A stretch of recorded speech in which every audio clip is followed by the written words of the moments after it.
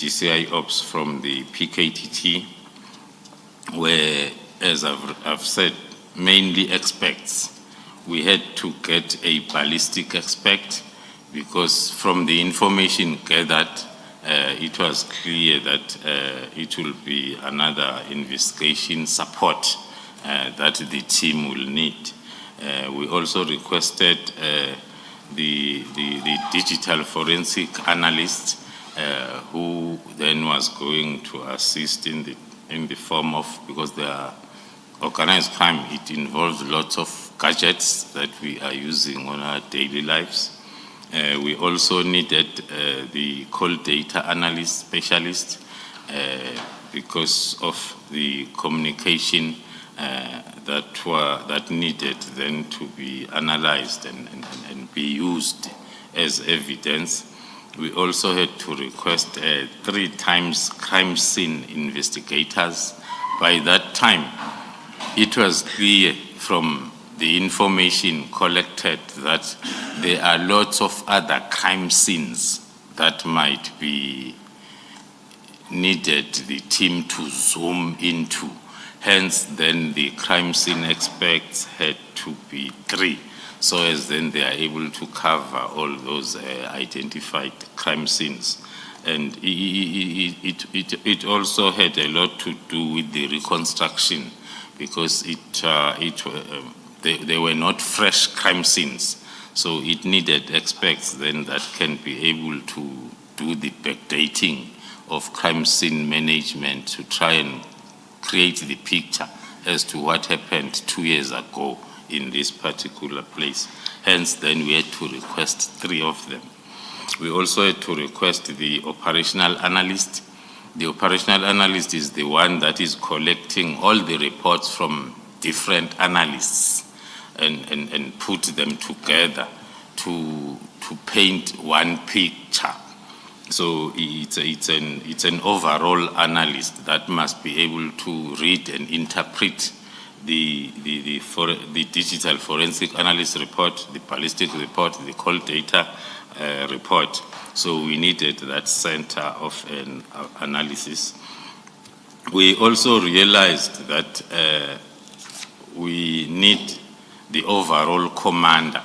In the PKTT, we had developed suitable commanders that are able to understand all the different work that is done by experts.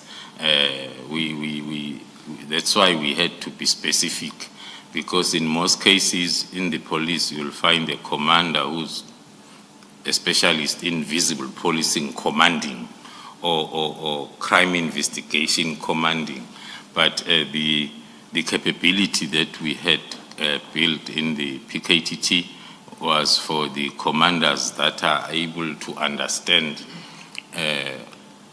all that is expected to be done in a multidisciplinary. It must be a person who must be able to supervise the ballistic analyst, not by being an analyst, but by understanding what needs to be done. Hence, then we had to include in our list an operational commander. Also, the other aspect that we requested was the designated firearm officer. That talks to the characteristics of most of the syndicates, more specifically this cartel, as I referred to last time, that one of the common denominators is for the cartel members to specialize in private security, having companies that are dealing with private security in order to collect as much firearms as possible. So for that we needed an expert then in the firearm area, from the importation to registration to managing or controlling those firearms. And we also had to request an investigating officer who was going to join the two investigating officers that we had at the beginning. The purpose for that was twofold, was to assist them in the caseload, because the cases were increasing almost every day. But most importantly was to try and bring someone with the idea of the PKTT's method of operating to link with the two initial investigating officers, so as then we upgrade, maybe it's a wrong word to use, we upgrade them as quickly as possible to be at the level of the PKTT investigation. So hence then our request was for 10 of PKTT members. 10 is made up of those experts that I've explained. Sorry, General, you said something I would like to explore. You talked about the level of PKTT investigation. And my question is, why did you need the analysts from the PKTT? Could you not get them from, say, Cape Town or within Gauteng or the Free State or Mpumalanga? Why did they specifically have to come from the PKTT? Thank you, Commissioner. The main reason is we have seen what we have achieved within the PKTT. We will receive an expert from their respective units. Yes, there will be experts, but there will be lots of other areas that will have to work on to make them, to improve on their fields of expertise. The first one being, in the PKTT, we prioritize accountability at all levels, that you have to account for whatever that you are doing, which is normally lacking at unit or station level. And also, the other difference is, as specialists are operating within their fields, they only see themselves and what they have to do. There is no link where you link the different aspects, so as then they can give you the desired results. And maybe to add, the other reason is the turnaround time of whatever that is happening in the PKTT.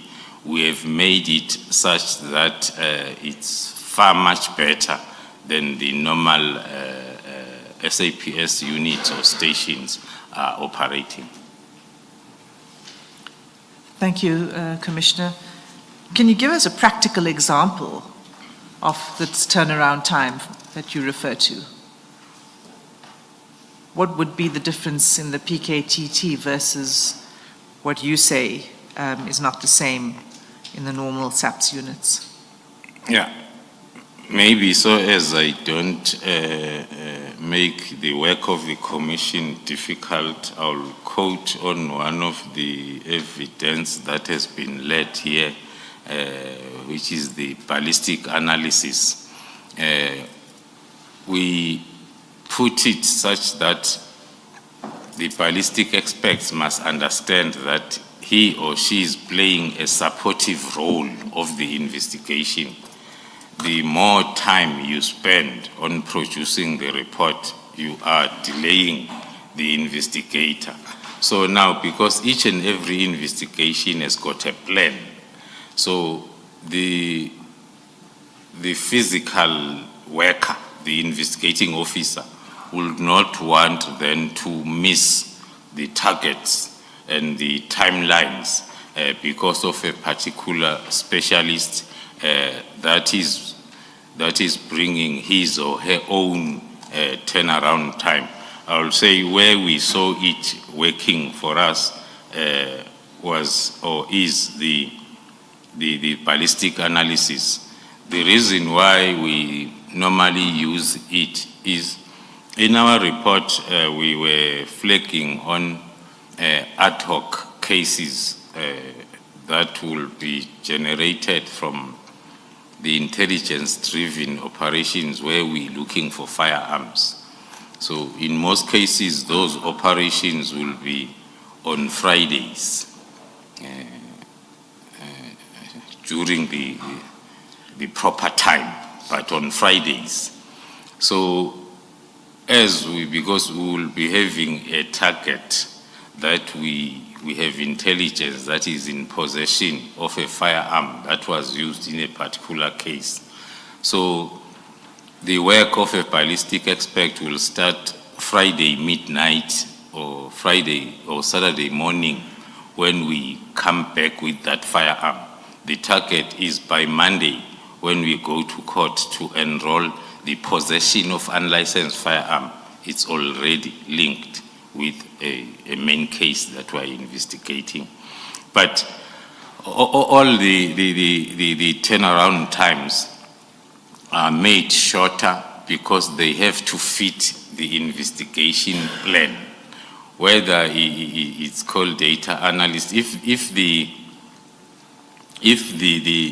request by the investigating team to the call data analyst is to quickly analyze the movement using the towers, that will be given then a shorter turnaround time because it has to allow the taskings and the responsibility of the investigator to continue so as then the investigation plan is not delayed because of the expert. So it's one of the reasons why we had to tap on the tried and tested personnel from the PKTT. Our timeline, although it's not included in my affidavit, but if we look at the time the experts joined the GCI Ops, which was the 19th of November, and with a quick briefing for them to understand, and thereafter they move separate ways to start doing what is relevant to their different fields, and they bring it back. And then by the 6th of December, we were ready for the takedown of the first target, which is roughly 2 weeks from the 19th to the 6th. That's another example. So that's 19 November 2024 that these 10 members were seconded to GCI Ops and they began their work immediately. Yes. And you say they were recruited specifically for their expertise. Yes. And you couldn't obtain that kind of expertise in Gauteng through the normal units. You've explained that. Yeah, it's not, thank you, Commissioner, it's not that we could not.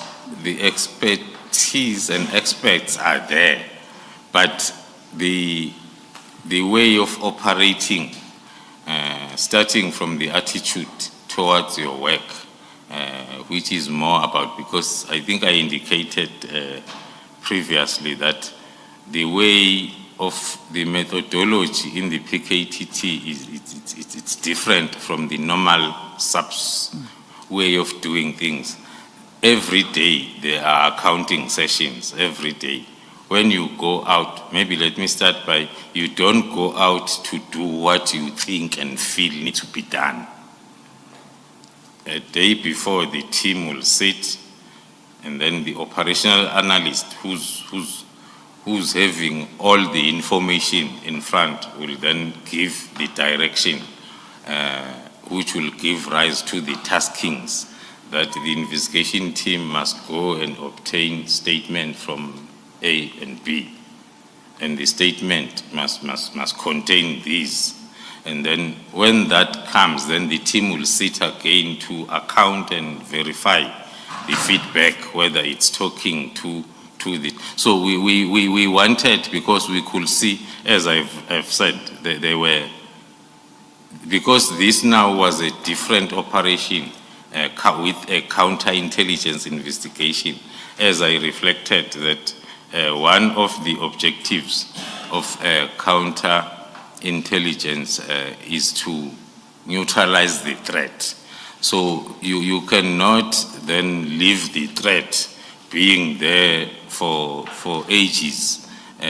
So the quicker you neutralize the threat, then the quicker then the level of risk is going down, because there are lots of logistics that are put in place to make sure that the investigation and investigators are protected. So for us to achieve that, we undermined the experts that are all over the country, but we thought that we rather opt for the ready-made group that is suitable for what we have on hand. General, why can't the mode of operation of the PKTT be replicated throughout the country? If at the end of the Commission's life, that is in terms of the testimony led before it, we are satisfied that indeed the PKTT works better than the rest of SAPS. This is a question we may have to answer. That is, why can't that mode of operation be replicated throughout the country? Thank you, Commissioner. In all our reports, that is included as one of the recommendations to the powers that be, that we recommend that this methodology is used as a benchmark to try and change the way we are investigating crime, because our traditional way is still suitable for normal crime. The assault commons, the assault GPH, but then when it comes to organized crime, the same traditional ways are not applicable. So we will recommend that with all our reports. There's been attempts, Commissioner, if I may divert from my affidavit, there's been attempt. There was a time, a year, where all provinces were requested to send a minimum of 6 members of SAPS to come and sit with the PKTT and learn. So we will have classes at night, and then during the day, we send them out with the teams for practicals. And it was a successful intervention or attempt. The problem started then when they had to go back and implement, because now those that are expected to implement or supervise the implementation were not understanding. You have trained 6 members from Limpopo. When they get back home to their commanders, they are going back to the old ways. Hence, then the second attempt was with Western Cape, where the National Commissioner instructed that the Provincial Commissioner himself be part of the team that will go and learn. One can say that showed some positive results because now the man in charge of the province has got that understanding to implement. So hence then we believe that this model of PKTT can be used as a transition from the normal or traditional way of investigating to this one that is suitable for the problems that we are facing as a country at this moment. We look at, there was a time when I think I had a session with the crime scene experts. Then the first question of the PKTT, the first question I asked as to how many are you countrywide? They gave me the number that is almost 2 times more than the police stations that we have. Then I said, then why then you have your units somewhere instead of having each station allocated the expert that. So as we move, the second most important investigative aid that we will need to prioritize is called data analysis. Almost everybody is having gadgets nowadays, and the way it helps in terms of investigation and also fast tracking. So in trying to answer your question, Commissioner, I was very long, but I was trying to show that there's been attempts, but it won't be the first time that the PKTT model is recommended. It has been recommended by ourselves and then also accepted by some of the principals within SAPS. At the beginning of your response, you said you made recommendations to the open code powers that be, close code. Who are those powers? Okay. Thank you, Commissioner. I was referring to, in terms of accountability, the PKTT is reporting firstly to the Provincial Steering Committee that is made up of the top management of those stakeholders that are within the province. So when we submit the report, we include that recommendation so as they can see if they can do something. Same applies to national. I'm not sure that that answers my question. You said that you have made recommendations to the powers that be that the mode of operation of the PKTT be adopted nationwide. Did I understand you correctly? Yes. Yes. Now my question is, who are the powers that be that you made your recommendations to? I would imagine it must be at national level. Thank you, Commissioner. I started at provincial level. I was moving on to say even within the National Steering Committee meeting chaired by the National Commissioner, even when we are submitting the periodical reports to the National Commissioner, we will include that recommendation. Even when we have to submit the report to the interministerial or even the Ministry of Police, we will include that recommendation. I think, if I'm not mistaken, the initiative of Western Cape team led by the Provincial Commissioner was recommended by the Ministry when then that report was tabled. Thank you. Thank you, Chair. So you would have made the recommendation to the Minister, to the National Commissioner, as well as other ministers within the Interministerial Committee that was having oversight of the PKTT. Yes, Commissioner.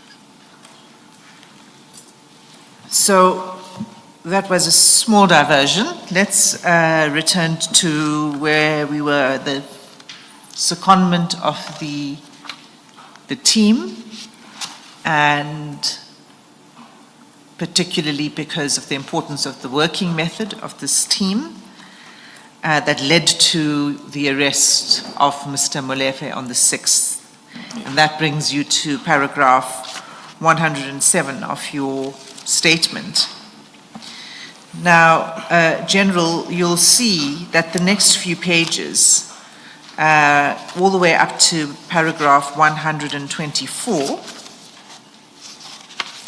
describes the events that took place on the 6th of December when Mr. Molefe was being arrested, or what you call in Hollywood style, takedown. So that's what these paragraphs describe, the takedown of Mr. Molefe. Now, we've heard from quite a number of witnesses already. The Commission has heard from many witnesses, witness A, B, C, Captain Wanda, Captain Kruger, a range of people right until yesterday. So that's been detailed for the Commission, the details of all of those events. I don't think it's necessary for us to go through these paragraphs in detail. However, I would like you to explain some things for the Commission, including why you describe these events as interference. And I just want to begin by asking you whether you had overall coordination of this operation that was taking place on 6 December. Yes, thank you, Commissioners. Maybe to give a little bit of background to the part that the Senior Counsel is directing me to talk to, I'll link it with my last statement that said when the experts were brought in from the 19th of November, and then by the 6th of December, we were ready for the first takedown. And then the investigation with the assistance of all these experts made it possible for us to obtain the warrant of arrest of Mr. Katiso Molefe on the 5th of December.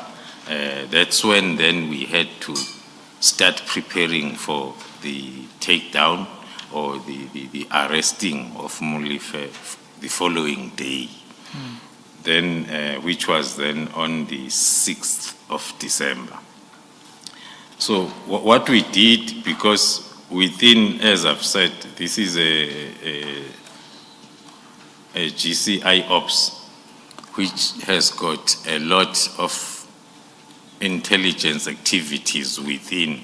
So there are continuous threat and risk assessments that are done, even when you plan for the takedowns. There will be a lot of pre-activities that will take place. Hence, then, maybe before I get to the 6th, I must reflect that and remind the commissioners that we had carried also that kidnapping case or investigation that was assigned to the team also during around October, November, during the same time.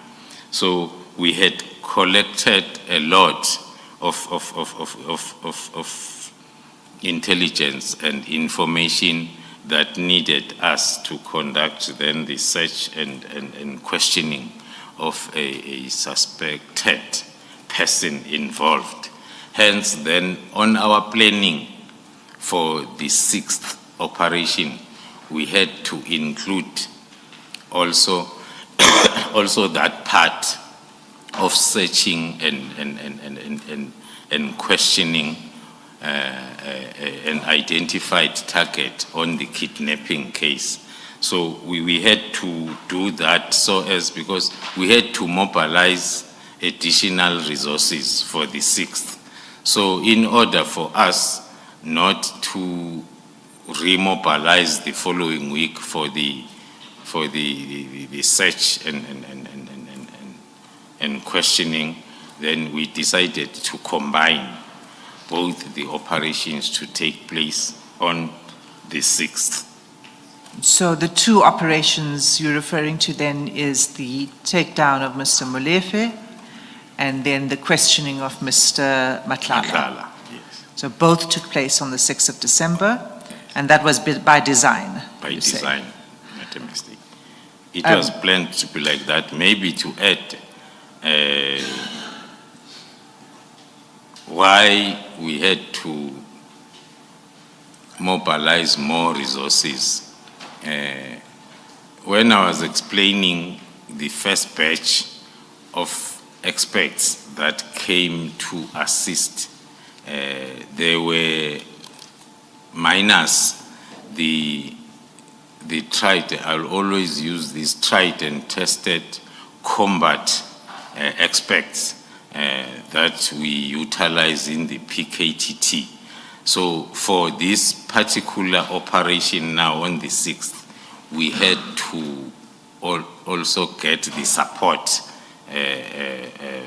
from the PKTT for the combat team to come and assist, because during the takedown, the first concept is to make the place safe for an investigating officer to enter and search and do whatever that needs to be done, and the experts from forensic also to come and do whatever that they need to do.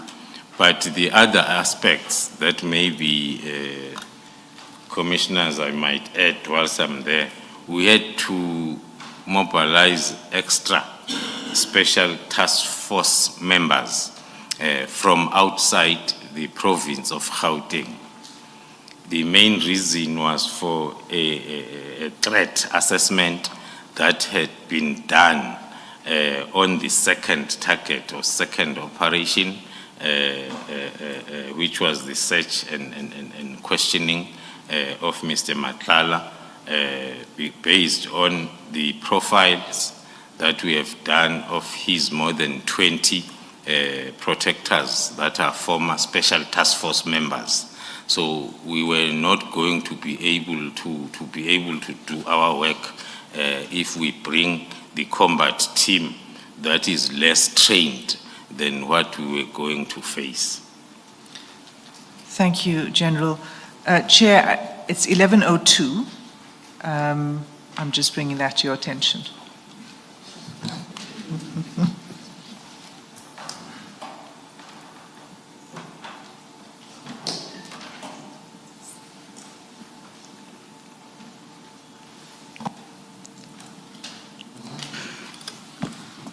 I hope those watching did not see me shaking my head when Commissioner Malloy whispered to me. Let's adjourn and resume at 11:20.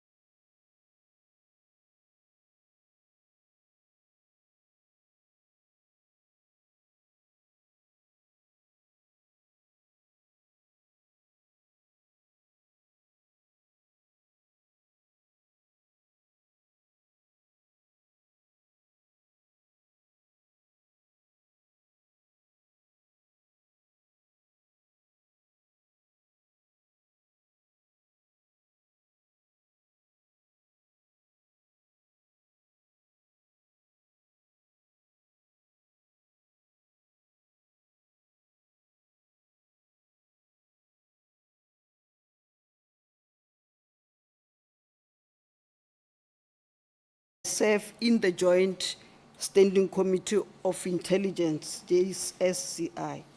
And also, as the ministry, we sometimes have joint meeting with other portfolio committees. 2 weeks ago, I was representing our department with the portfolio committee on health with SARS, discussing illicit tobaccos. And then tomorrow, I'm representing our department and meeting the portfolio committee on human settlement to be able to do that. And also, as a deputy minister, I serve in the following cabinet committees: Justice, Crime, Prevention and Security, JCPS. I serve in the Economic Sector Investment, Employment and Infrastructure Development, ESIT, and also serve in the All Joint Cabinet Committee and Cluster Meeting. I also serve as a District Development Model DDM champion of Nkangala District Municipality in Mpumalanga, but I also am appointed to serve in the following inter-ministerial committees: IMC, the first one, A, Extended Ministerial Multidisciplinary Committee responsible for foodborne illness and illicit trade, and number 2, Inter-Ministerial Committee on the preparation for the 2026-27 local government elections. In terms of the police, maybe let me give you the setup of how big the police department is. The department consists of the South African Police Service, the Directorate for Priority Crime Investigation, DPCI, which we call it the Hawks, Yes. and also 3 entities: the Independent Police Investigative Directorate, IPID, the Civilian Secretariat Police for Police Services, CSPS, and the Private Security Industry Regulation, CIRA. As part of the ministry, we account to the parliamentary committees through tabling of strategic plans, budget and expenditure, annual performance plans, quarterly reports, annual reports of all of the SAPS, the DPCI, and the 3 entities. So prior to attending the parliamentary committee meetings, the ministry, together with the national commissioner, the national head of the Hawks, and the heads of the entities and their top management, we meet and prepare the report as per the agenda of the meeting that we are going to attend. As such, the role of the deputy minister, while constitutionally accountable to Parliament, can more appropriately be defined as a layer of strategic support without independent executive powers. Thank you, sir. Thank you, Deputy Minister. And I also understand that more specific tasks or functions had been allocated to you, for example, to assess the state of gender-based violence across the country. Just talk to us a bit about that. Thank you very much, sir. The other thing I forgot to say, the role also of the deputy ministers. If you remember, the minister, when he was put on leave, it was 3 days before we had to table our budget in the NCOP. So together with Deputy Matali, we were able to do 3 statements, because normally we'll share the entities, the 3 entities, the DPCI, and then give the minister the SAPS. So we had done for the entities, then we had to do also for the SAPS, because it was the last day, and if we have not done that as deputy ministers, we would have not having a budget by now. So the acting minister, Minister Mantashe, was appointed in the afternoon of the day before the tabling of the budget.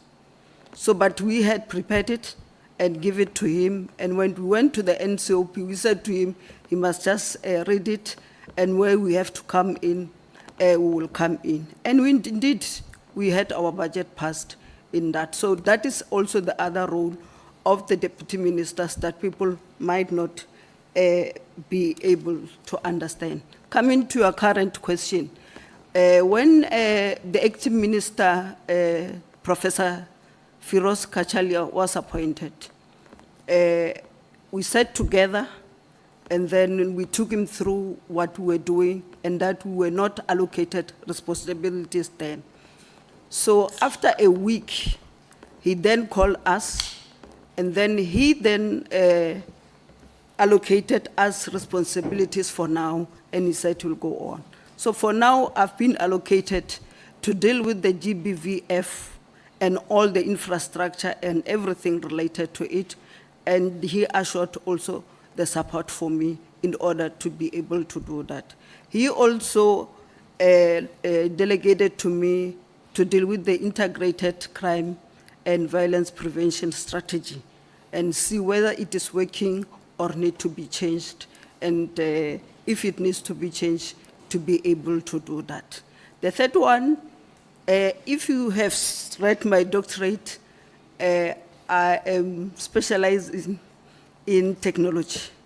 Actually, my topic is factors that impact on e-government services in government. And fortunately, I chose the Department of Transport and Community Safety as if I knew I was going to be the Deputy Minister. So in our department, we're very backwards in terms of technology. So he sent me to China with the delegation. I just have the name here. Major General Jessica from DCPI, because we wanted to be able to check in terms of technology in all the sectors, what we have and what we don't have. We also have Major General Mabuela from the DCPI, we had two. And you will understand why, because they are dealing with organized crimes and crimes that are really what this committee wants us to deal with.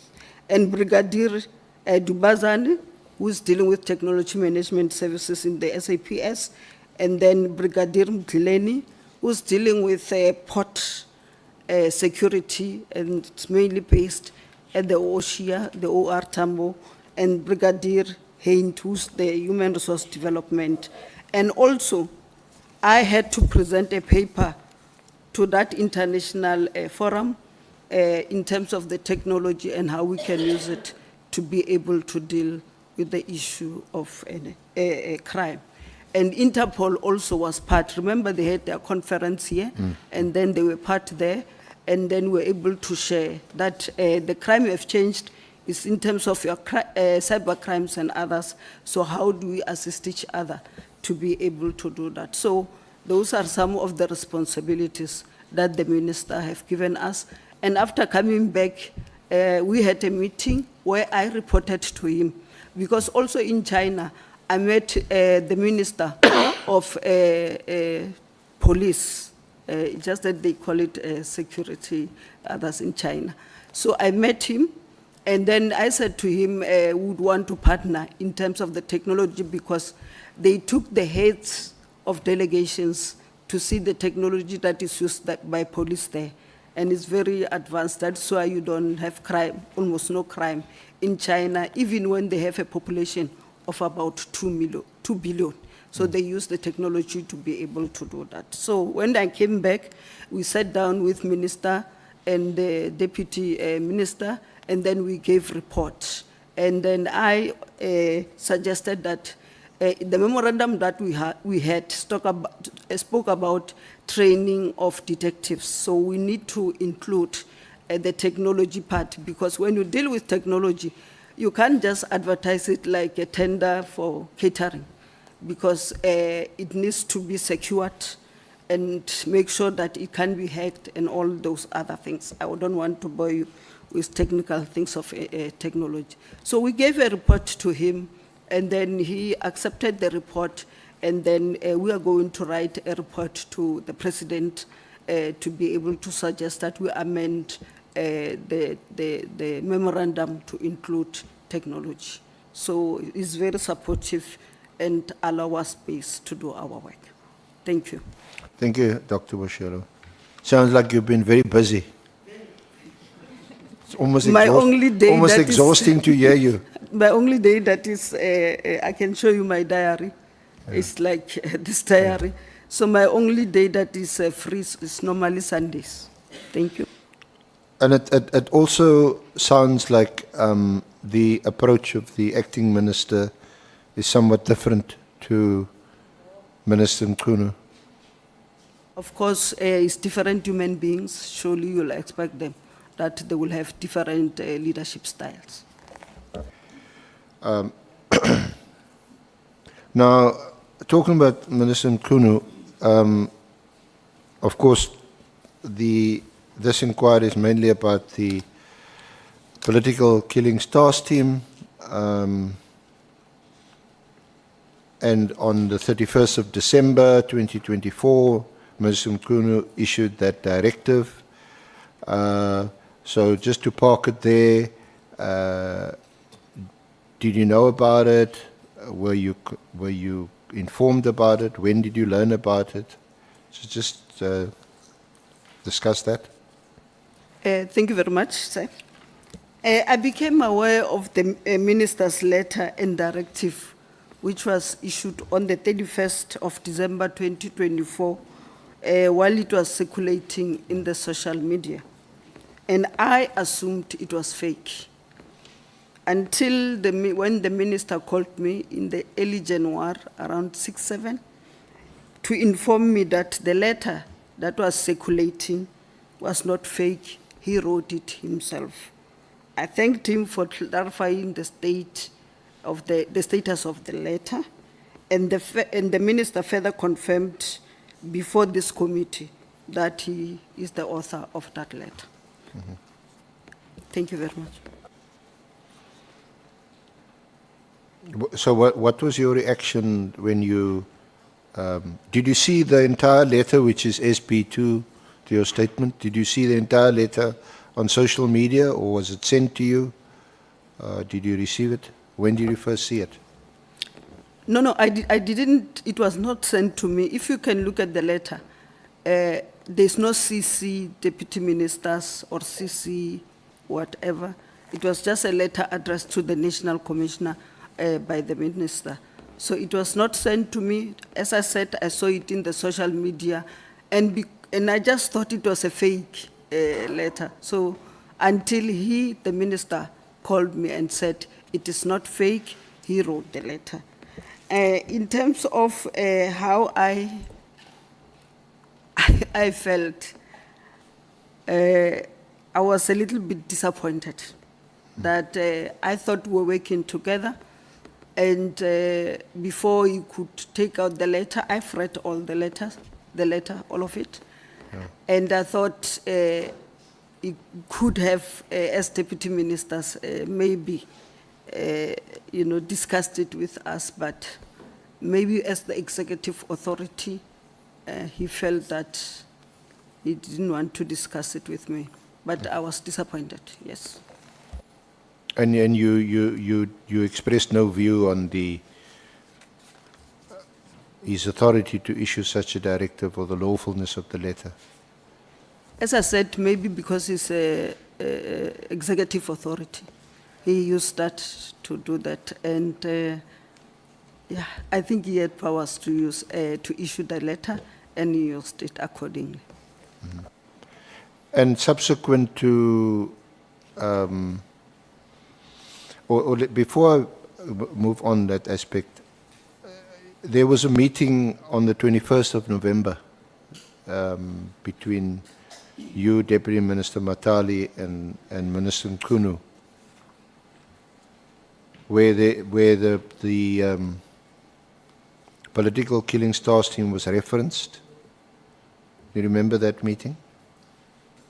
Yes, I remember the meeting, but it was not discussed like in full.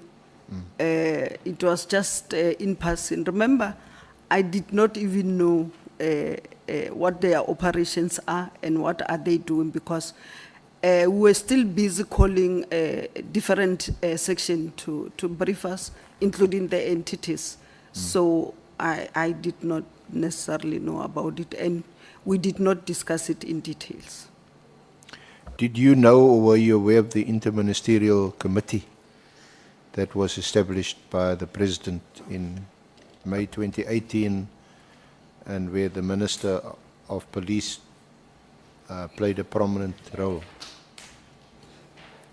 Yes, I saw it when it was presented in the Portfolio Committee of the 5th of March by General Khumalo, when he took us through the background and why it was formed and the successes. So was that's the 5th of March this year, 2025? Yes. So prior to that, you weren't aware of the interministerial committee? No. And you obviously never attended any of those meetings, No, sir. because sometimes the minister can't attend and one of the deputies would stand in. No, sir. The only time that we discussed about it shortly, it was when we were dealing with the organizational structure, and then saying in terms of the matters that we see increasing, how best can we be able to come out with a strategy or a structure, a permanent structure to deal with this. So that was the only one. So I never attended any meeting of the PTY or the IMC. Now, just looking at the letter of the 31st of December, 31 December, SB2, you'll see it deals with 3 items, 3 categories: filling of posts in the intelligence division, ports of entry, and then the political killings task team.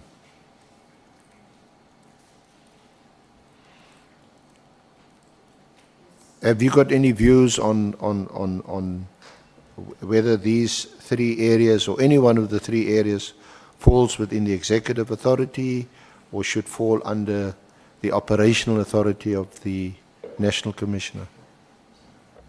My understanding of the work of government since I've been here and also been an official up until a chief director level and then executive also in a parastatal, is that in terms of the accounting officer and the executive authority, you know, they are interfaced and they are expected to work together. So the executive authority will deal with strategic issues from cabinet, from parliament and others, and then the accounting officer will deal with the implementation in terms of that. So my understanding is that the 2 should have met and be able to discuss issues that were raised in that letter rather than start writing letters to each other. And to say also they were together, we're doing the operation of the safer security, so they should have discussed it because I think they said they were together until the 28th of December when they attended a funeral of one police officer. In terms of the filling, the other one I think of the PKTT I've answered. In terms of the filling of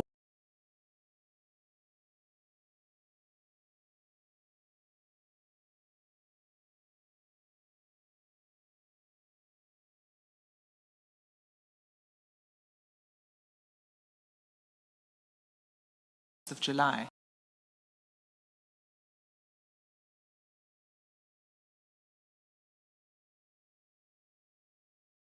So that was after his arrest in May. Yes, So was this the phone he had while he was in prison? in prison.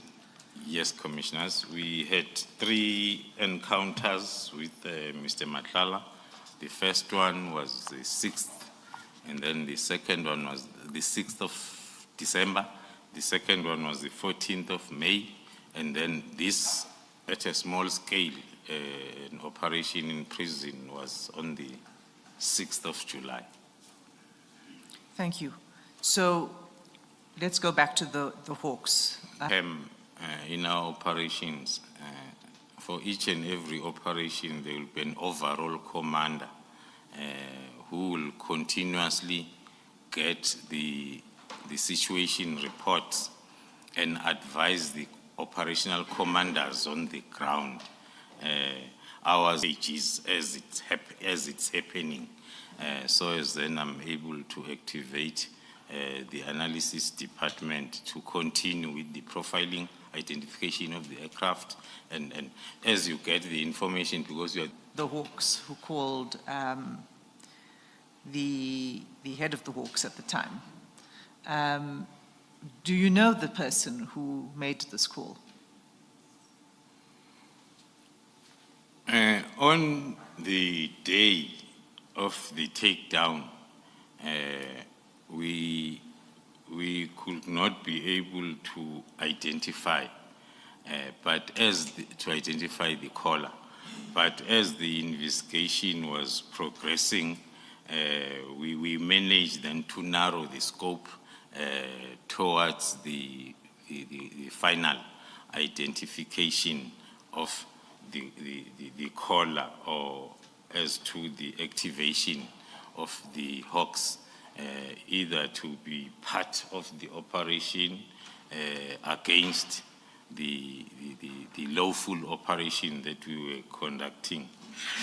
Maybe to get to the... And who was that person? The person, so far, all our information is pointing towards a Mr. Mtetwa, who, according to our investigation, is the one who activated the call. But I will get to the further explanation as to what led us to that identification, Okay. as I explained, the whole interference as per my... Okay, affidavit. go ahead. That Yes. was where I began, was to explain why you call it interference. Yes. So maybe before I even get to the interference, one is looking at the common denominator. The first operation was the execution of an arrest warrant of Mr. Molefe, which took place before the one at Madlanga's house. But one common denominator that one needs to flag is on both these operations, the name of the Minister of Police was either dropped in the form of name dropping by the individuals against whom the operations were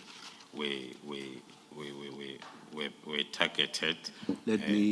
General, let me take you a few steps back. You said it was Mr. Mtetwa who activated all of this.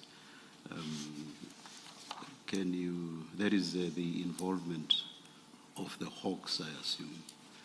What do you mean by activated all of this? Yeah, thank you, Commissioner. I was coming to the explanation now as to what we mean by activation as the event or during that operation was moving on. Maybe if the commissioners can allow me to finalize that point of the name dropping, which is something that was a common denominator. All right, please continue then. During the two operations, the evidence has been presented in this commission as to the dropping of the name at the operation at Molefe's place by the close protector or driver or colleague, who then asked one of our members as to are they aware that Mr. Molefe is a close friend of the minister. And also later on in the operation at Madlanga's place, Mr. Madlanga himself indicated that you guys disturbed my diary. I was supposed to go and meet the Minister of Police. Now you are here. So that was the common denominator that I was referring to. Now, going then to the... And, sorry, General, just to clarify, that was the evidence of witness C. Yes, witness C. Thank you. Then going to the between paragraph 112 and 124 of my statement, where we're looking at the so-called, by even myself in my affidavit, as interference. In my view now, this was a clear obstruction of justice and defeating the ends of justice by DPCI officers, JMPD officer Mohatle, and Sergeant Fanning Kosi of Detective Services in the office of the Lieutenant General Sbia at head office. I'll then unpack that what is referred to as interference in my affidavit, but my view is it's a clear obstruction of and defeating of justice. Starting with the events at Molife's residence during the operation, of which then witness A and B, including Captain Wanda, they have presented in details. But the first incident that talks to the obstruction, as I've indicated, that with our operations, we move in stages. We plan for the operation and we stick to the plan. So when we were at the initial stage of the operation, that includes a lot of surveillance, that includes a lot of scouting, that includes a lot of other covert intelligence methodologies. It happened that Mr. Molefe activated the JMPD officer Mohatle to come and confirm what he was suspecting around his house. That also happens to a person who's familiar with our methodologies. We try by all means when we do our work not to be noticed, but the mere fact that Mr. Molefe noticed our pre-operation activities, it talked to him being familiar and working closer with our own people that will then be able to confirm that something might be coming. So it's not that the criminals are outsmarting you, it's that they're getting information from sources inside. Yeah.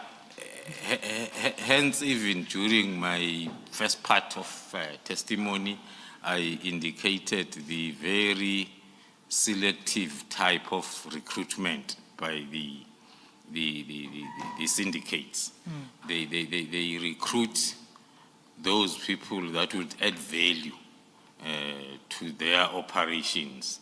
So hence then even our environment of intelligence community is not spared during that. So one will take that, they will get that in-service training or assistance by those people that are working for the cartel. Hence, I'm touching on this first and initial part of obstructing the ends of justice, because that was tampering with our operational plan. When then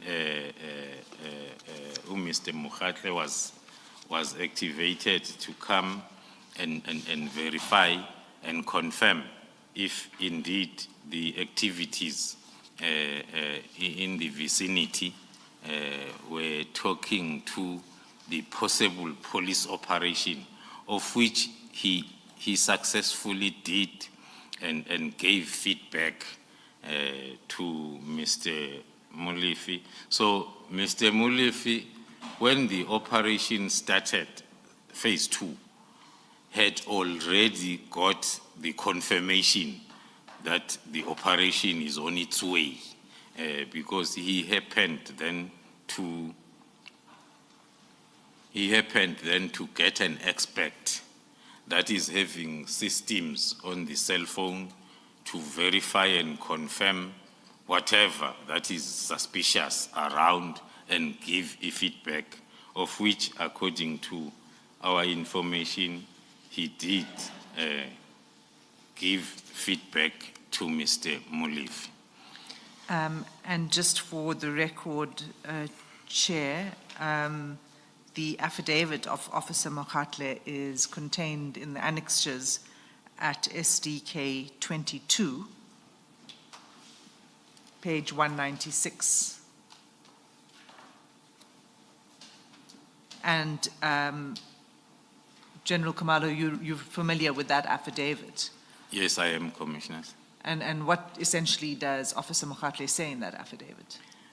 Officer Mokhatle is confirming most, if not all, of what we have made up of his activities during that day, and the affidavit that we got from him assisted us to confirm most of the information that we had picked up, and also other affidavits that we collected then when we were doing that quick investigation, because, for instance, one outstanding thing might be in his affidavit, he is indicating that he was busy with his routine work around the area. But then the affidavits by his immediate supervisors was he was off sick that day, not working.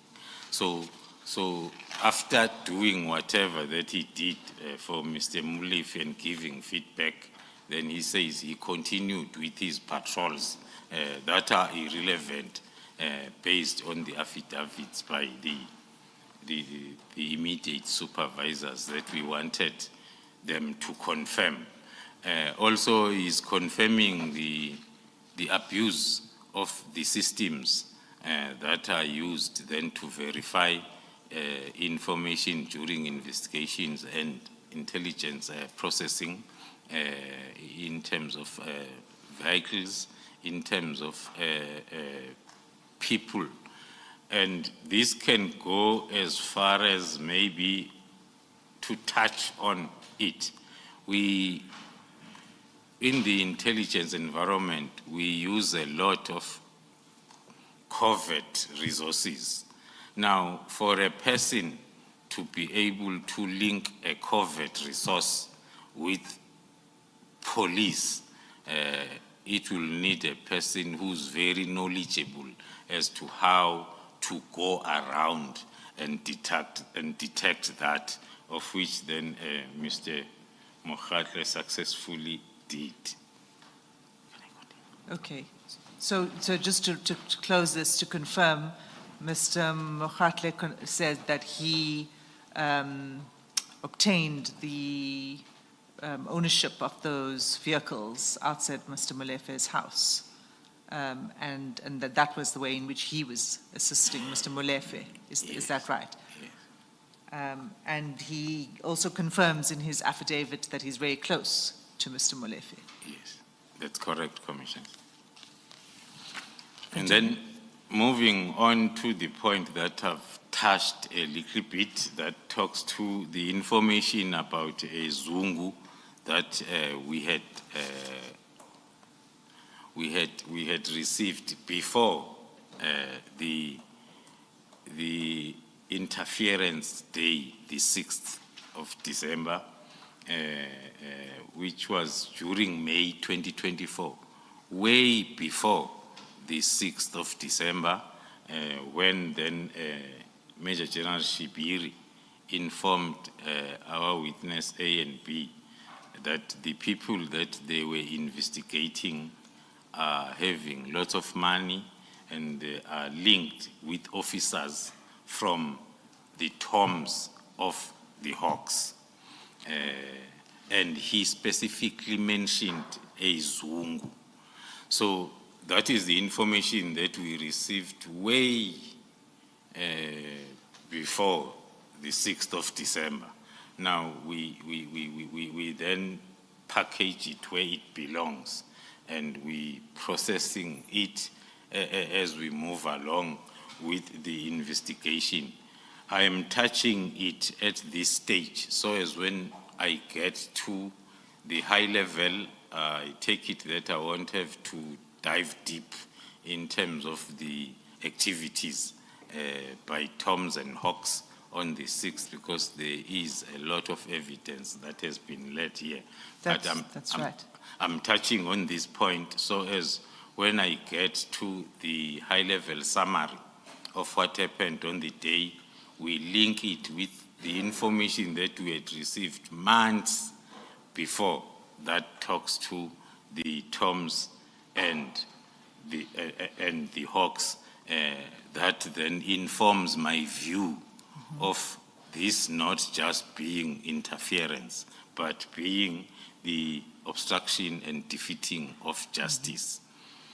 And we're going to end up with Mr. Mthethwa at some point there. Yes. Okay, continue.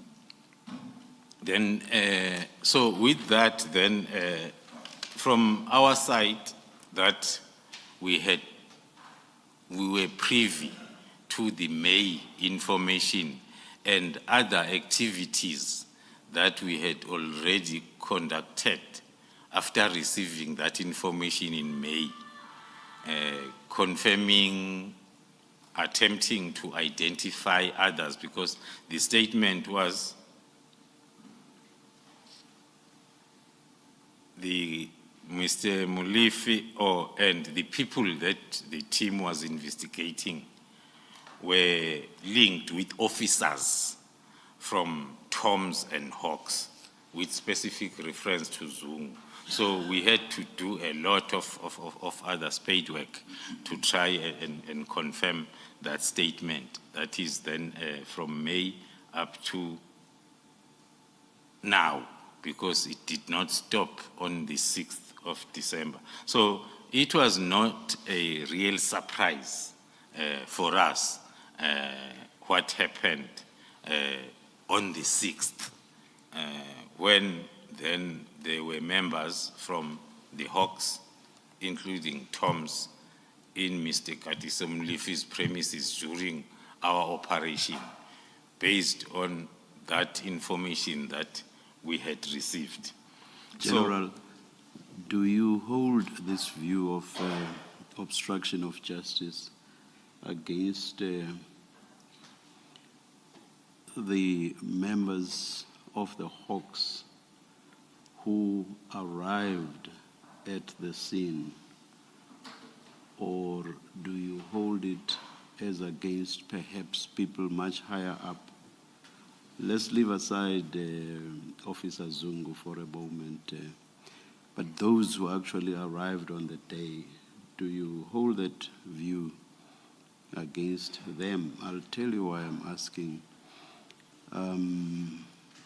I understand the offense of obstruction of justice to have as a mental element intent, not negligence, but intent. So would you say all of those officers who arrived there and who, on my understanding of the evidence, went there on the instructions of senior officers, so would you say those officers at that level had an intention to commit the offense of obstruction of justice? If you do, on what basis do you do so? Thank you, Chair. When we round off the investigation, preparing then to process the matter forward for prosecution, that is the time where we will be able then to bounce the actions and activities by each individual against the elements of the crime of obstructing, as the chair has indicated.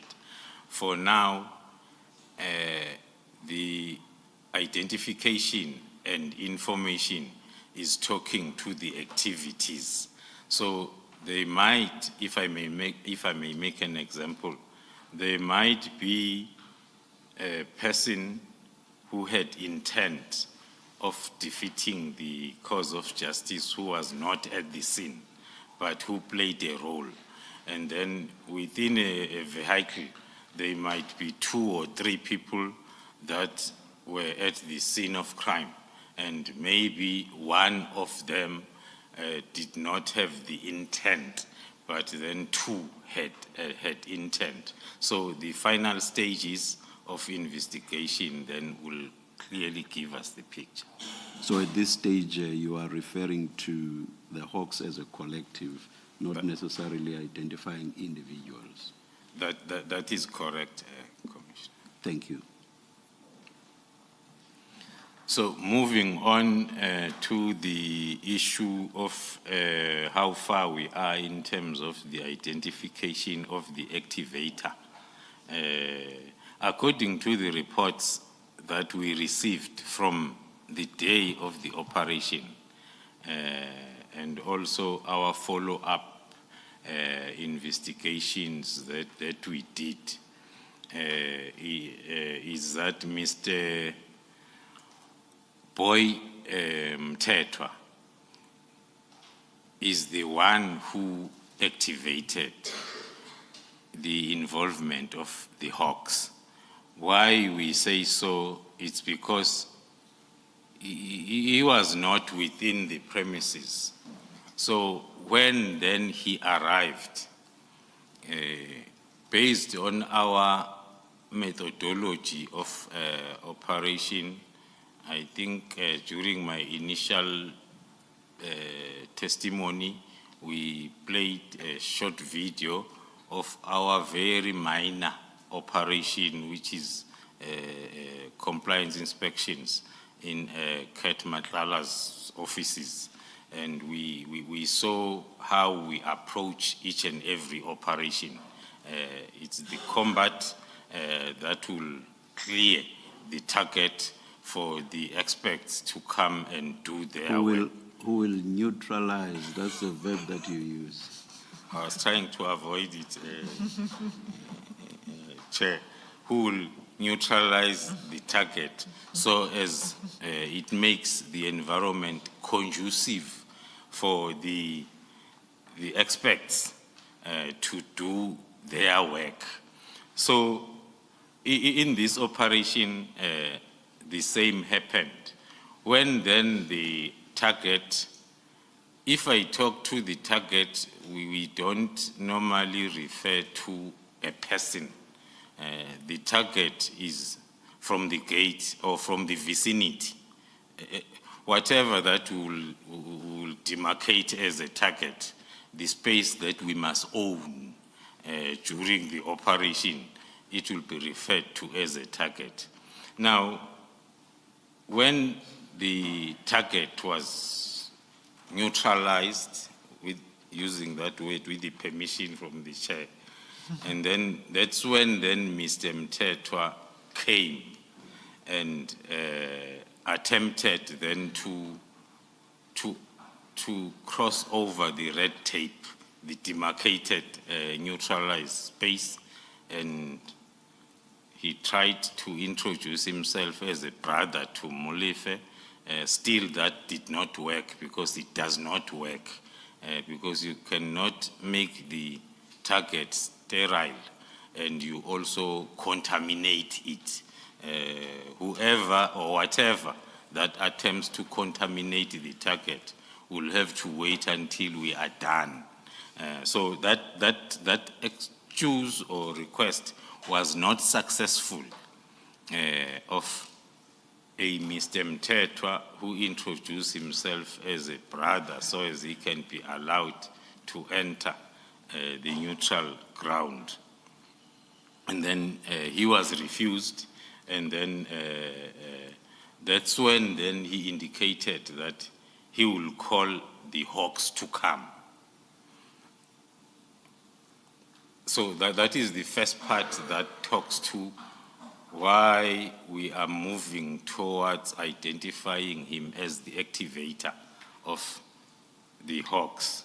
But Was who did he he- call? Was Sorry, he sorry. seen making a call? Can I? Was he seen making a call? Yeah, I'm still getting there, Commissioner. I was I'm just. sorry for being so enthusiastic as you do.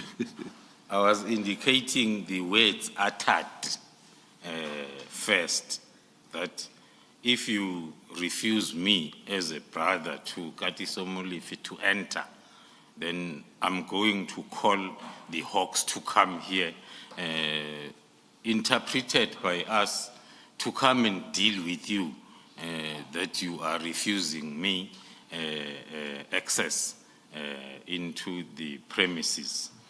And then thereafter, the evidence also led by Captain Wanda, who was the senior during that operation, confirms then that he did speak to Brigadier Mukwena of the Hawks through the phone of Mr. Mthethwa, maybe linking that with the information that we had received, that the information of the deployment of the Hawks came from the national head to the divisional commissioner, then to Brigadier Mukwena.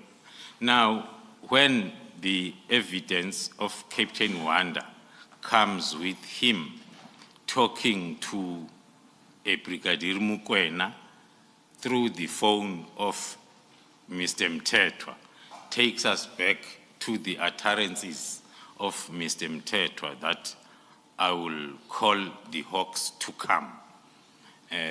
That is the second part.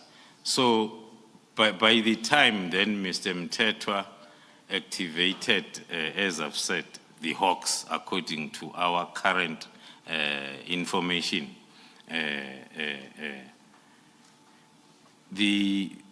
because the activation was under the pretense of police impersonation, that whoever chose the police impersonation as a reason to activate the Hawks did not have access to Officer Mokhatle's confirmation long before, to say the activities, people that are around hoovering and doing whatever are real police officers. It means there is an operation that is coming. So we are saying, that is my view, that there was that either lack of communication or the use of police impersonation was an attempt to make it look genuine. But the information was already confirmed during the pre-operation phase. Then on further investigation, it was then confirmed. I'm going back to the Toms, the Hawks, General Shibiri.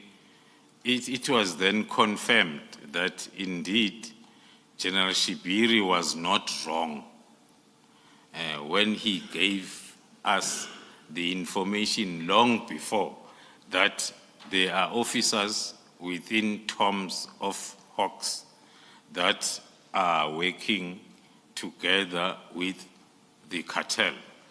That was also confirmed then on the 6th of July when we confiscated the phone from Madlanga, which is part of the cartel. We are using that to round off what informs the current view that the events that are involving the JMPD officer as well as the Hawks, we are holding the view of it being the defeating the ends of justice on that specific day. General, but do you know who Mr. Mthethwa is? Is he a relative of Mr. Molefe? Who is he? Unless I am pushed further by the senior counsel, I'll confirm that we do know who Mr. Mthethwa is. He is an associate of Mr. Molefe.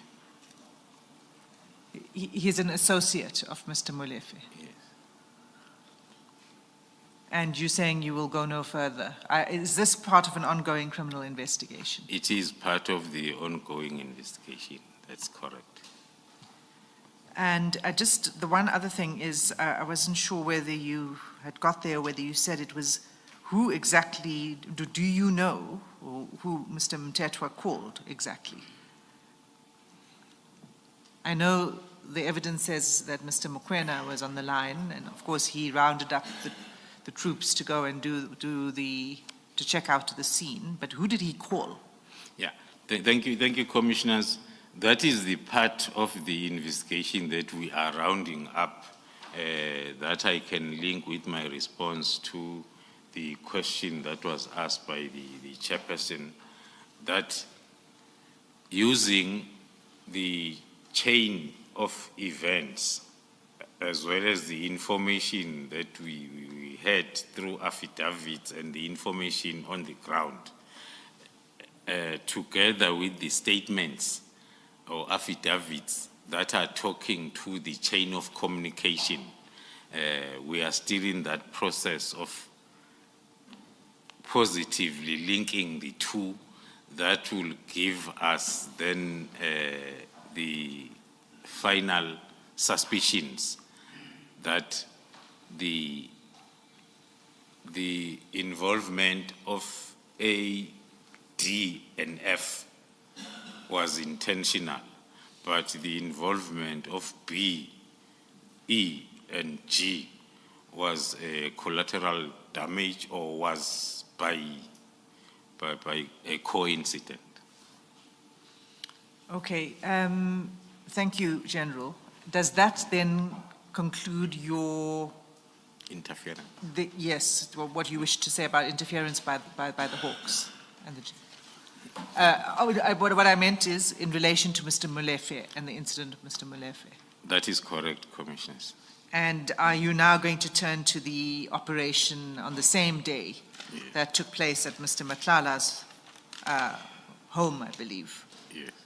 Okay, so you've already explained why both were conducted on the same day. And what exactly was it that you were seeking to do at Mr. Matlala's house? What was that investigation about?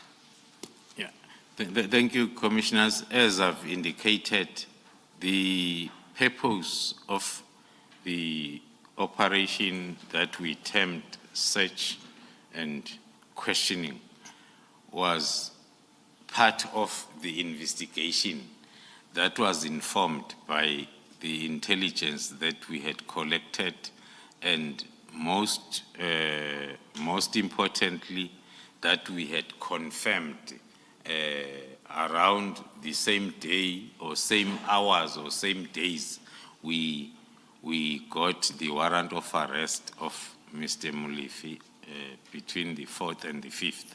When you have finalized the investigation, you brief the prosecution and you get the warrant of arrest. So as that was happening, we were also receiving more concrete intelligence that was talking to the kidnapping case. I gave the background, maybe not in full, that investigation to be allocated to this team came as a result of a meeting that I was invited to by the National Commissioner with a victim.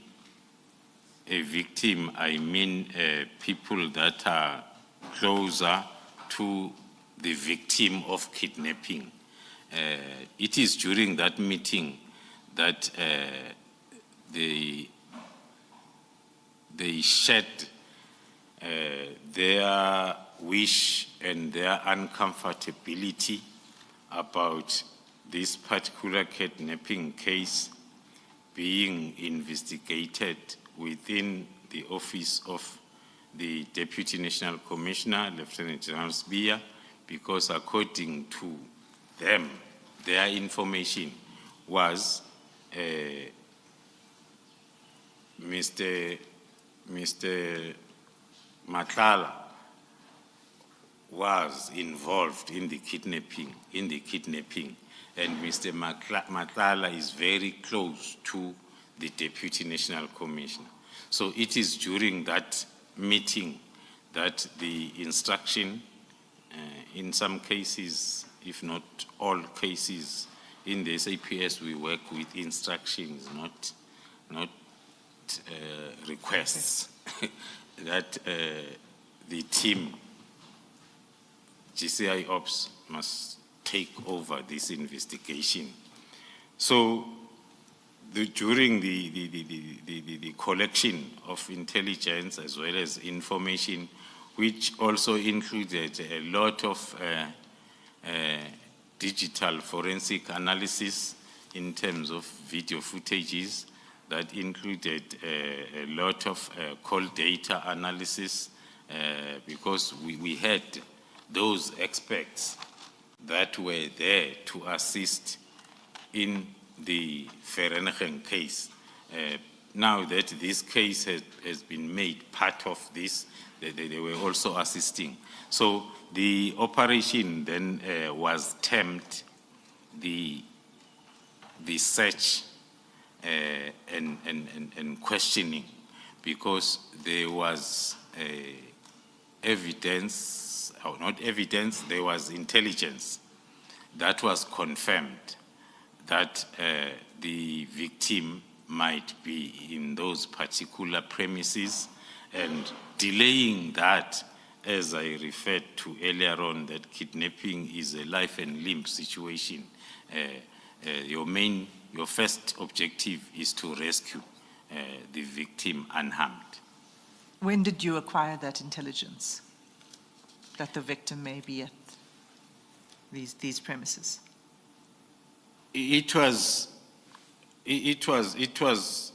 being acquired as the days were moving towards the 6th, but specifically between the 4th and the 5th, that's when then the information or intelligence was confirmed, which then prompted us to plan that operation so as then we achieve the main objective of rescuing the victim.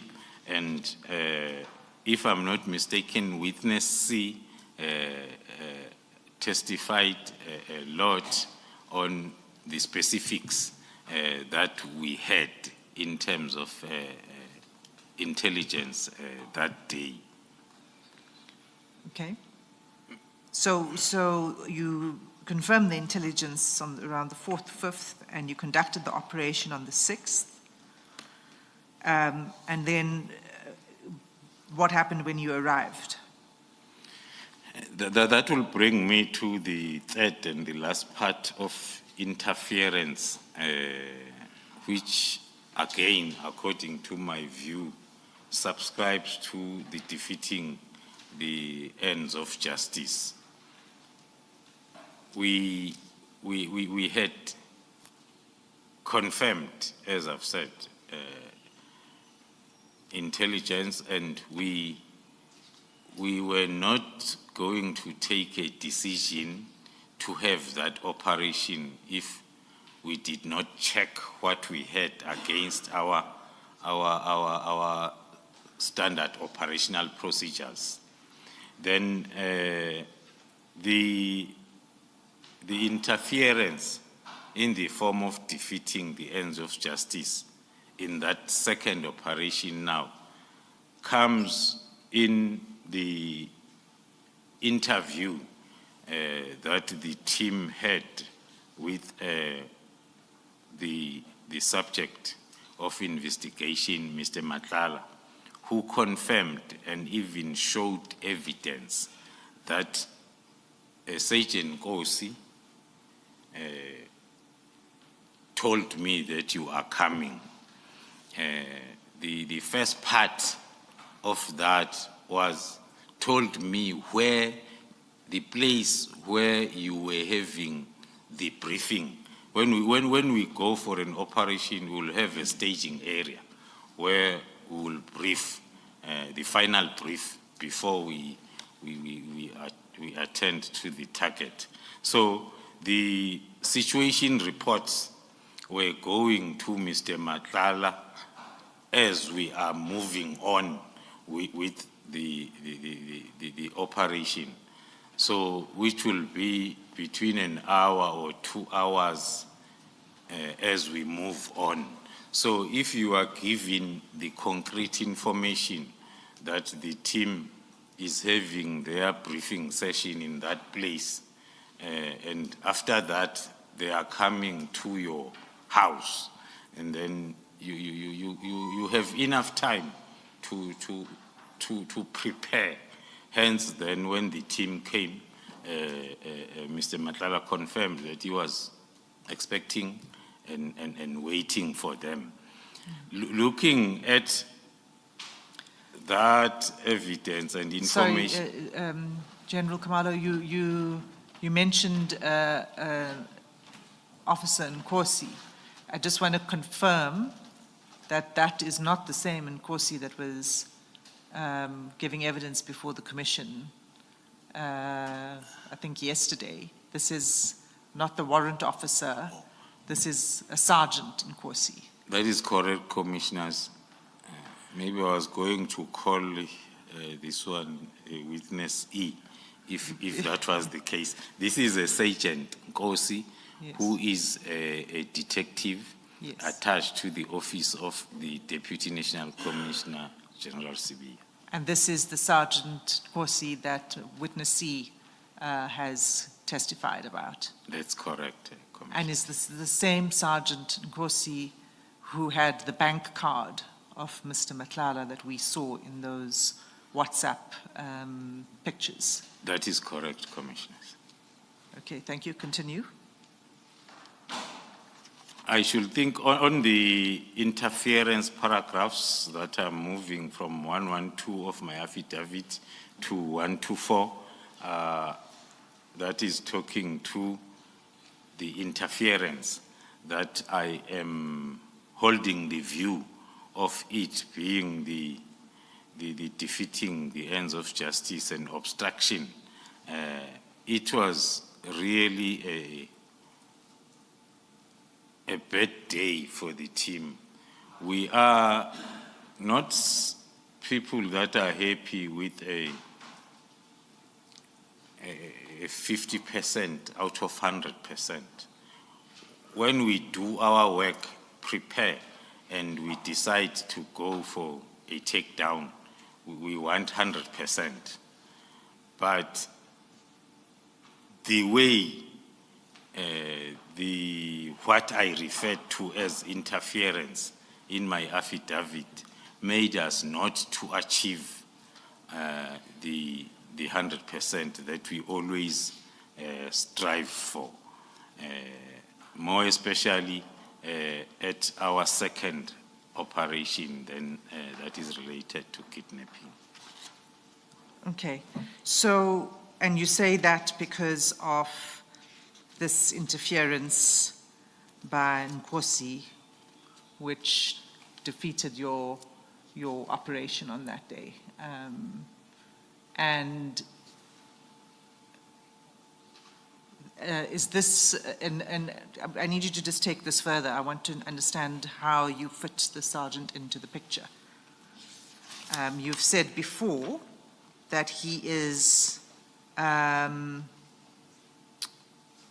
he's close to General Sibia. That is correct, Commissioners. Why do you say that?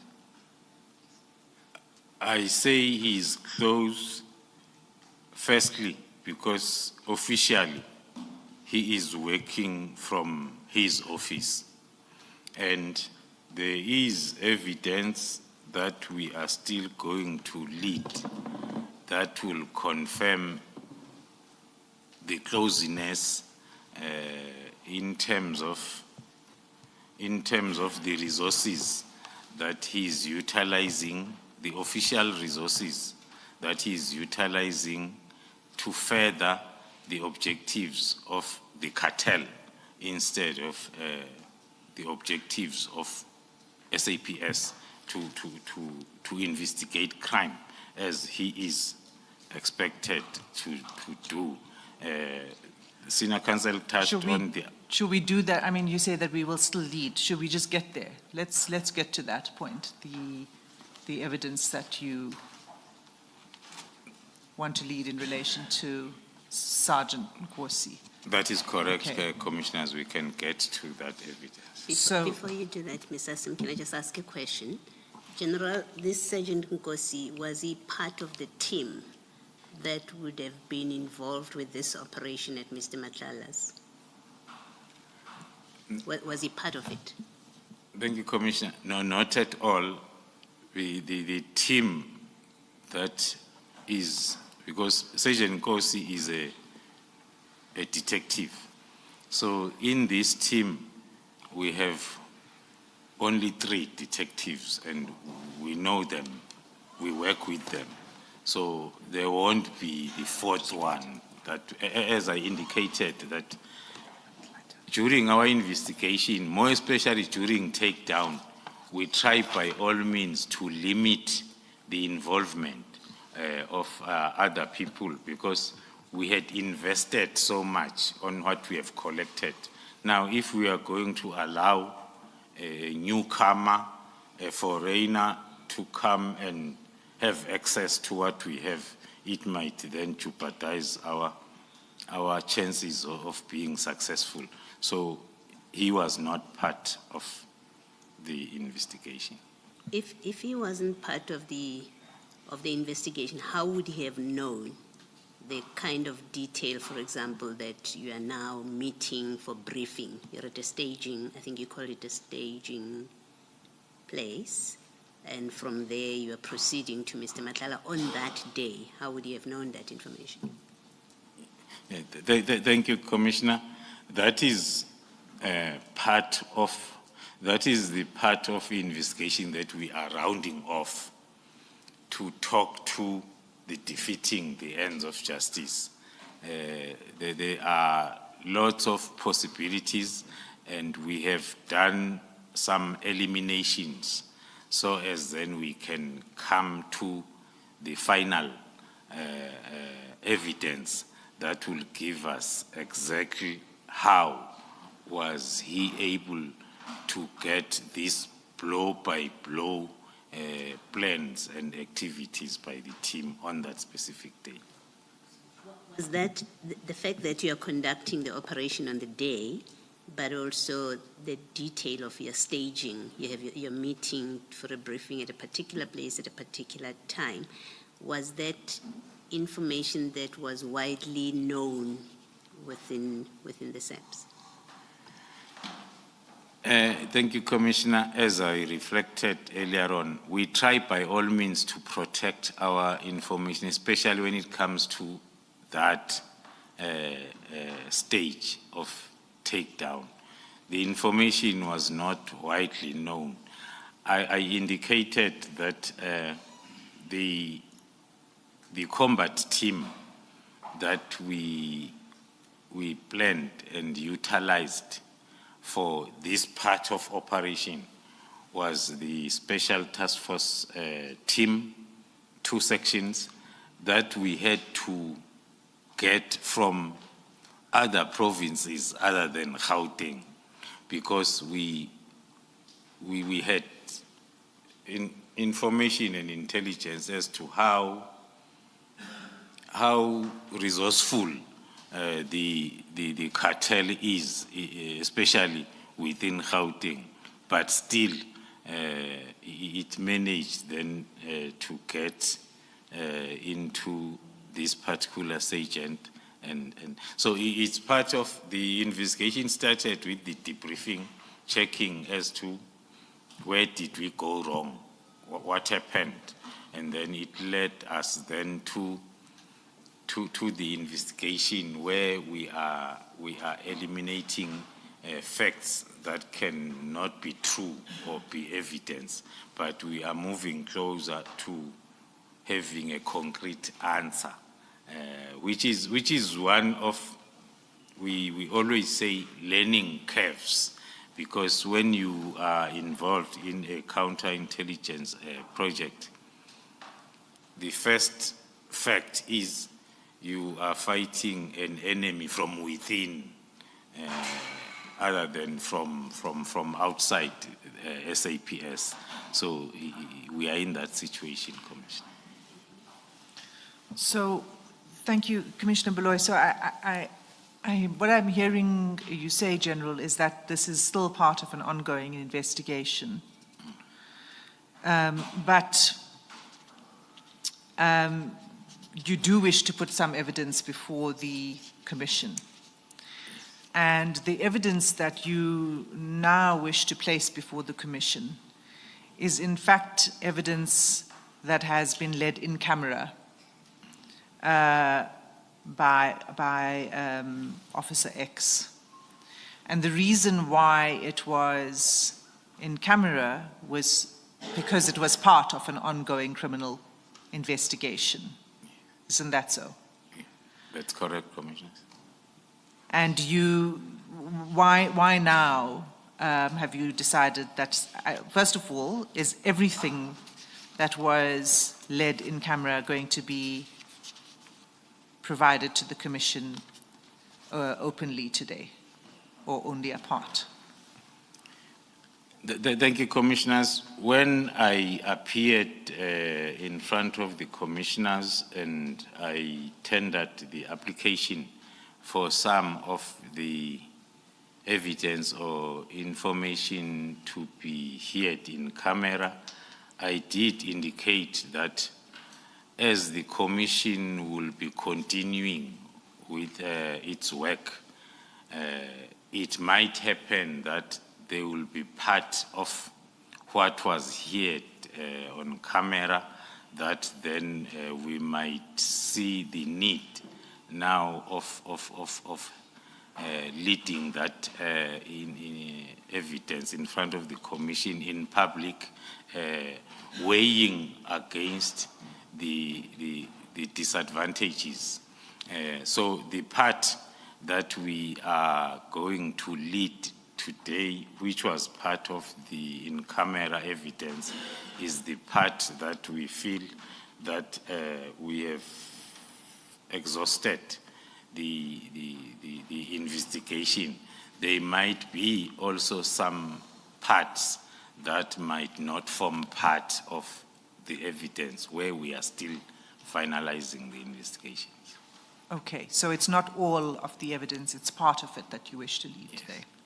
Okay, and before we begin with that evidence, can you just tell the Commission what the general subject is that you are going to be dealing with? Just before you go there, which file should we? My apologies, Commissioners. It is now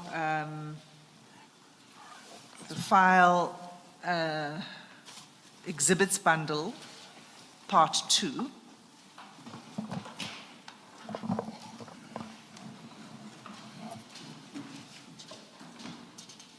We can put away the annexures bundle for now. Yes, you may.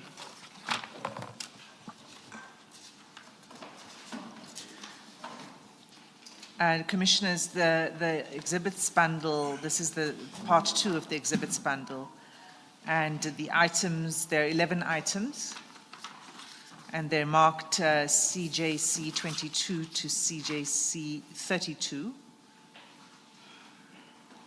and they will be led in that sequence.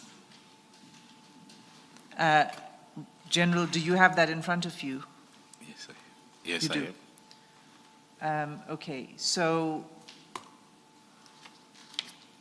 I think before we start, do you just want to give in just a sentence or two, an indication to the Commission what this evidence relates to? Yes. Thank you, Commissioners. The evidence relates to my last part of interference that I was leading, which is around Sergeant Kosi, that I reflected that he is attached to the office of the Deputy National Commissioner, Lieutenant General Sibiya, and the evidence will be talking to the link that has been identified through Sergeant Kosi, that is linking the office of Lieutenant General Sibiya and the cartel, which can be easily understood if we may recall the evidence that we led on the charts where the bank card, the picture or photo of the bank card of Mr. Madlanga was found to be in possession of a Sergeant Kosi. Okay. We'll begin with the first item then. And if I could ask for it to be projected.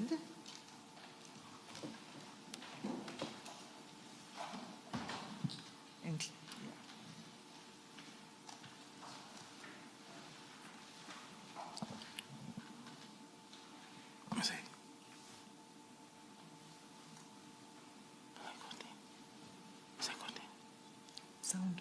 Masaito.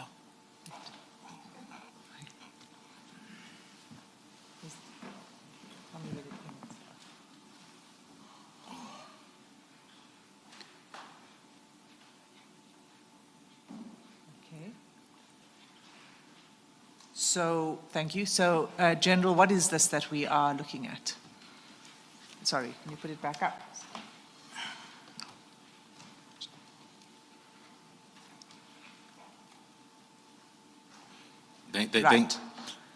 Thank you, Commissioners. A one-liner introduction to this. I'll go back to the operation for the 6th of December. On the 6th of December, during that operation, one of our activities was to download the CCTV camera footage in the premises of Mr. Molefe, of which we did. So the CCTV footage that we are playing is the one that was confiscated and downloaded on the 6th of December. But the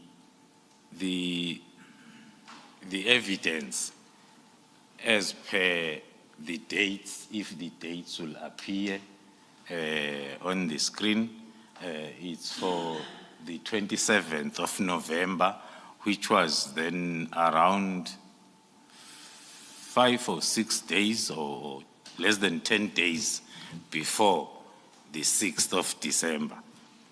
So on the first part. Let's just take it slowly. So this is, what we are looking at is footage from the CCTV camera at Mr. Molefe's house.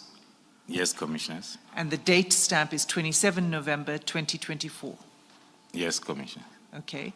And who is the person that we can see in the video that's exiting the white BMW? The person that we see exiting the white BMW is a Sergeant Kosi. Okay, so that's, He just arrived in the premises of Katiso Molefe on the 27th of November. So the vehicle that is projected there on the video, I think we are still going to see it much closer. It is the vehicle, it is an SAPS vehicle that is allocated to the office of the Deputy National Commissioner Crime Detection, Lieutenant General Sibiya. So that is the first link that one will explain with that. And there is a lot of, or maybe one has to, because when we get to that slide, we might have lots of questions. It is the policy of the South African Police Service to have all vehicles fitted with an internal tracking system, which is referred to as AVL, so as then we are able, especially during complaints, investigations, and our type of investigations, we are able then to have our work easily cut out. But this... sorry, I'm going to interrupt you because we're going to come there. Yes. So let's, again, let's just take it slowly. So 27 November 2024, and the timestamp is 1631. Is that right? That is correct, Commissioners. Okay. And so we see Sergeant Nkosi arriving, and there's anything else that we need to see from this video? From this video, we can confirm that those premises are for Mr. Katiso Molefe. We have been frequent visitors there. We had arrested him twice, and he's getting bail now and again. We might then go back there anytime soon. So we confirm that these are his premises. We confirm the car and the individual driving the car. Right. Just for the record, this is the Sandhurst residence where the incident with the Hawks took place and where the takedown operation took place. That is correct, Commissioner. Thank you, Commissioner. So could we, anything further from this video that you wish to say? From this No, clip? we can Can we move on? continue. Okay. So can we play the second clip?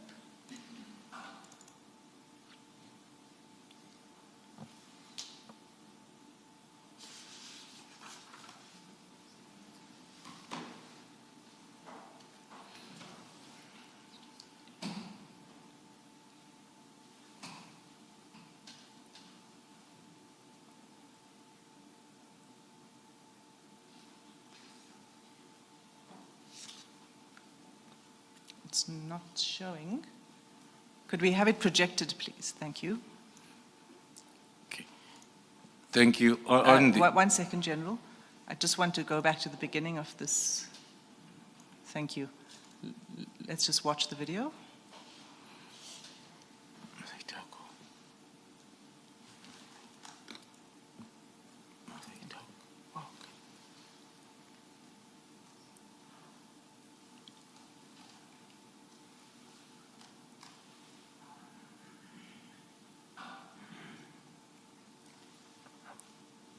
Okay, can we go back to the beginning and pause it there? Okay, so now that we've seen it, we're just going to go back to the beginning, pause it, thank you. Okay. Thank you, Commissioners. This part of the video, maybe if we can check the time, Mr. Sergeant Nkosi did not spend much time there. It was less than 5 or 6 minutes. Well, the timestamp says 1640, and the previous video was 1631, so it's about 9 minutes. Yeah.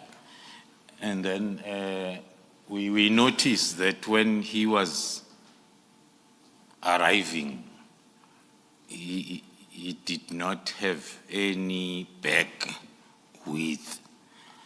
So now this second video is showing, okay, maybe standing there, it's him. and Mr. Katiso Molefe, who is then accompanying his visitor back to his car. And then we notice that the sergeant is now carrying a white paper bag. Unfortunately for us, it's not transparent, so as we can see what type of chocolate is in there. But he is having a bag that does not look like it's heavy, but it has got some contents. Then we'll use lots of analytical minds to check what is it that you can carry in such a carrier bag with value, but it's not that heavy. As then the picture is like he just came in to collect something that was already packed and waiting for pickup. Okay. But you don't know what's in the bag, correct? That's correct, commissioners. We're still trying to get the systems that will make us be able to see behind bags, the scanners through the system. But using our own analytical minds, we can see that he's carrying something that is not that heavy, but it's of value. Okay.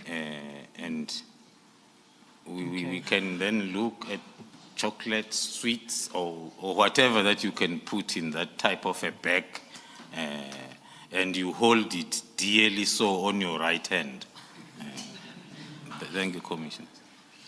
Okay, and so, sorry, if you could just go to the end of that video, if you could just scroll it down to the end. Yes. Right, so that is Mr. Molefe who escorted him back to the vehicle. That's correct, Commissioners. Okay. Can we then turn to item 3? Mr. Sim, perhaps before you go too far, for the record, I think you should state the exhibit numbers. Oh, thank you. Thank you, Commissioner Baloy. So the first video clip was CJC 22. The second was CJC 23. That's the video we just saw. The third item is CJC 24.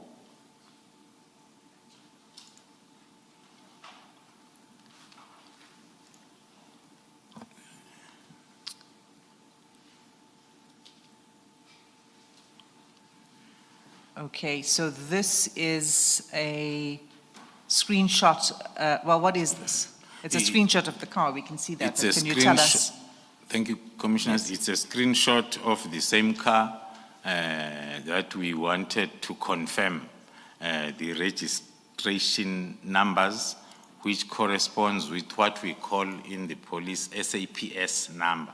Each and every police car has got two numbers. There is an SAPS number as well as the registration number. As it's reflected there, it's FV38 and HGP. And is this photograph a still screenshot from the video that we just watched? From the video footage, we wanted to confirm and project it, because in the video footage, as the video is moving, it's not easy. But then we used different angles of a video. Then we opted for this that can clearly show the registration plate. The registration number. Okay. So that's the same car that was in the driveway of Mr. Molefe's house. Okay. Can we then turn to item 4, which is CJC 25?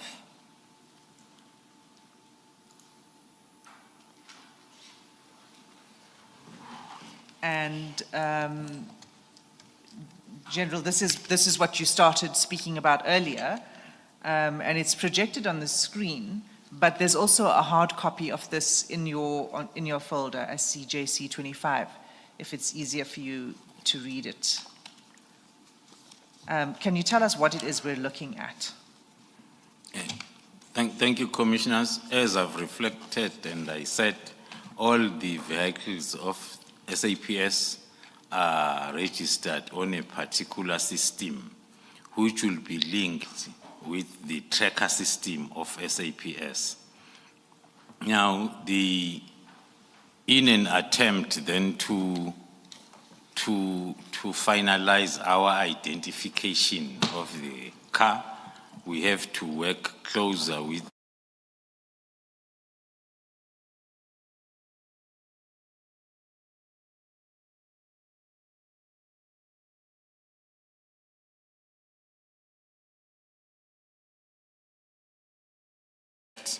indeed, the registration number was confirmed, highlighted in blue, and then the particulars of the vehicle, including its allocation, which is reflected then indeed as the car being allocated in the office of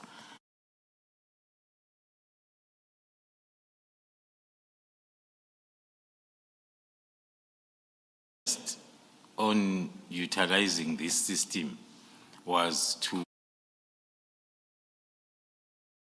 using the tracking system, only to get the report from the system managers that the vehicle movement tracking unit, like a normal tracker, is not installed in the car. It's either it was never installed, but the information about the car is on the system. It's either was not installed or was installed and removed sometime. So that is the investigation part that is still ongoing, because if it was installed before, it needs a reversal on the system until you get to a date when it was still recording the movements. But the current status is the unit itself is not in the vehicle. I think perhaps for the record, if you could just read out the bottom right-hand corner of that screen, where it says last message from PAS. Okay, thank you. That is the report then from the system that confirms what I've just said. There is no vehicle movement unit installed in this vehicle on our system, but the vehicle itself and its particulars is on the system. Thank you. And we have confirmed, I might have just, for the record again, the registration number is at the top left-hand corner of this document. Yes, Commissioners, that's where I started trying Yes. to explain this still photo of or printout of the system. That is the registration number that is picked up from the video footages and still photos and compared to with what is on the system, including the make and almost the whole information about the vehicle. And we have since then got hold of the vehicle itself to do the physical check and comparison to make sure that we have the correct information. Thank you. Chair, it's 13:02. Let us adjourn and resume at 2 p.m.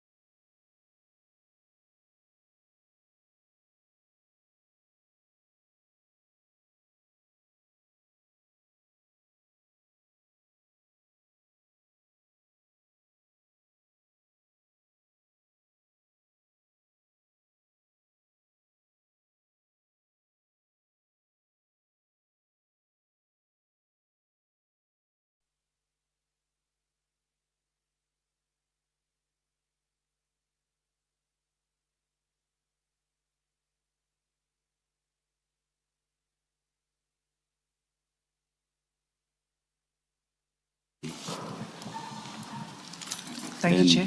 And of course, resume at 9:30 as usual. Thank you, Chair. So, General Khumalo, we left off, the last thing we were looking at was the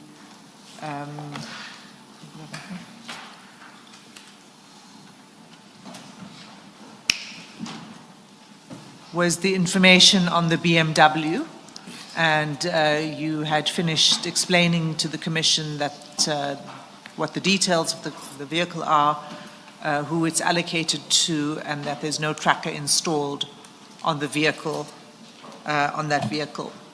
So that was CJC 25. The next item. Maybe before you move on, Ms. Asim, let me ask my question.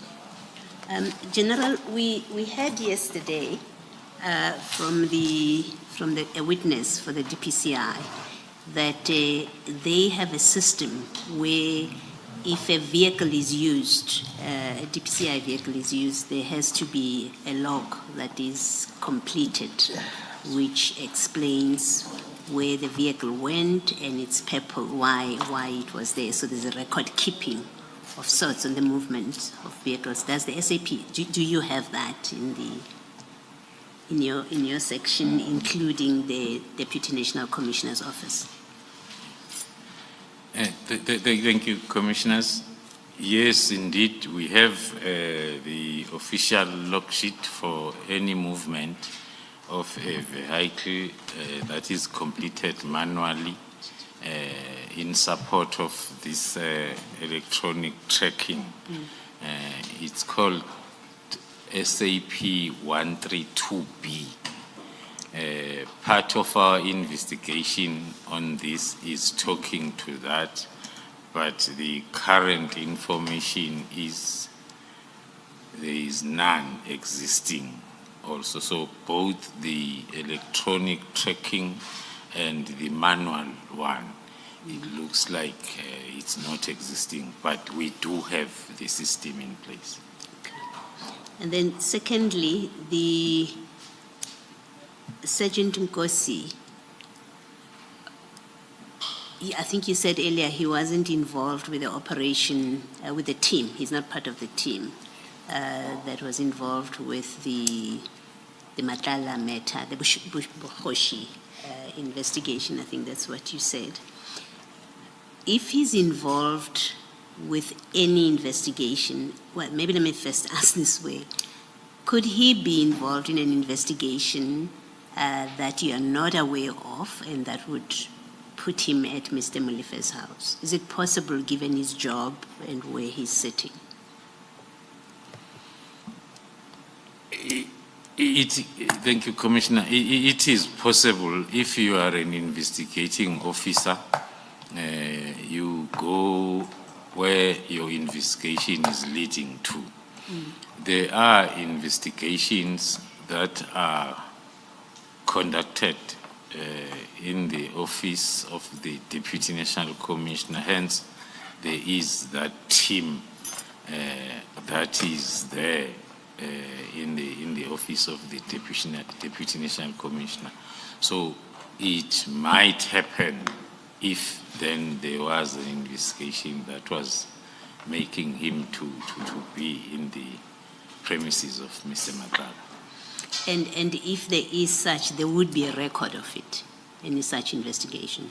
There would be a record of it. That is correct, Commissioner. All right. Thank you, General. Thank you, Ms. Asu. Thank you, Commissioner Baloyi. Just a quick question. The operation at Mr. Madlanga's house on the 6th of December 2024, did you brief the National Commissioner and the Deputy Commissioners about it in advance of the operation?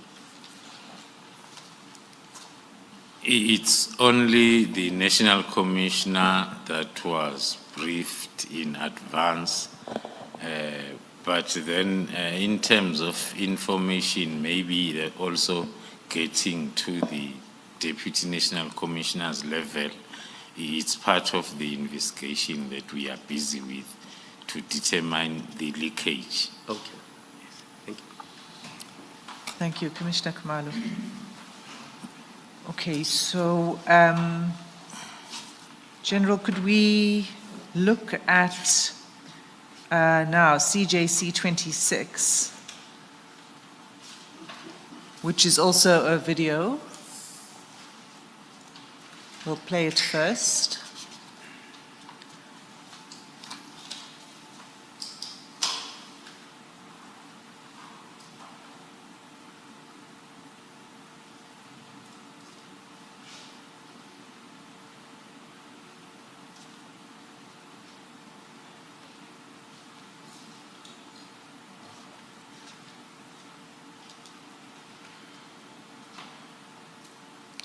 Okay, back to the beginning. All right, thanks. Can you just play it until all the individuals are on the screen? There, thank you. All right. First of all, General, what is this a video of? Where is this place? Thank you, Commissioners. This is a recent footage that was shown on national television on the 9th of October 2025. It was during the search and seizure operation that was conducted by the team from KZN that is investigating cases then that are related to, amongst others, the Deputy National Commissioner, Lieutenant General Sibiya. So this is the footage that the team had interest on for various reasons that I'm still going to expand on as we move on with this linkage that we are discussing on this part of my affidavit. Okay, thank you. So this is a video of a TV screen. So this was playing on the news. That's Is that correct. right? That's correct. And it says on the TV screen, Sibiya home raid. And it was on the 9th of October, as you said. So can you identify who, first of all, can you confirm that this is Mr. Sibiya's house? Yes, Commissioners, we can confirm that it is Lieutenant General Sibiya's gate to the house, to the premises. Okay. And there are 3 individuals in the video. Can you describe, do you know who they are, and can you tell the Commission, starting with the figure in the black pants? The figure in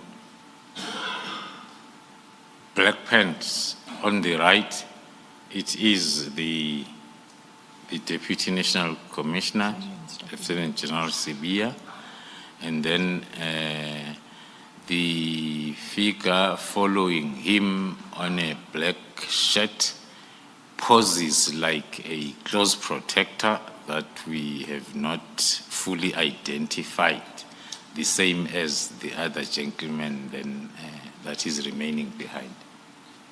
So the third gentleman is in a striped shirt. You've We not are been still- able to identify We yet. are still in the process of fully identifying. Okay. So can we just play the video through again?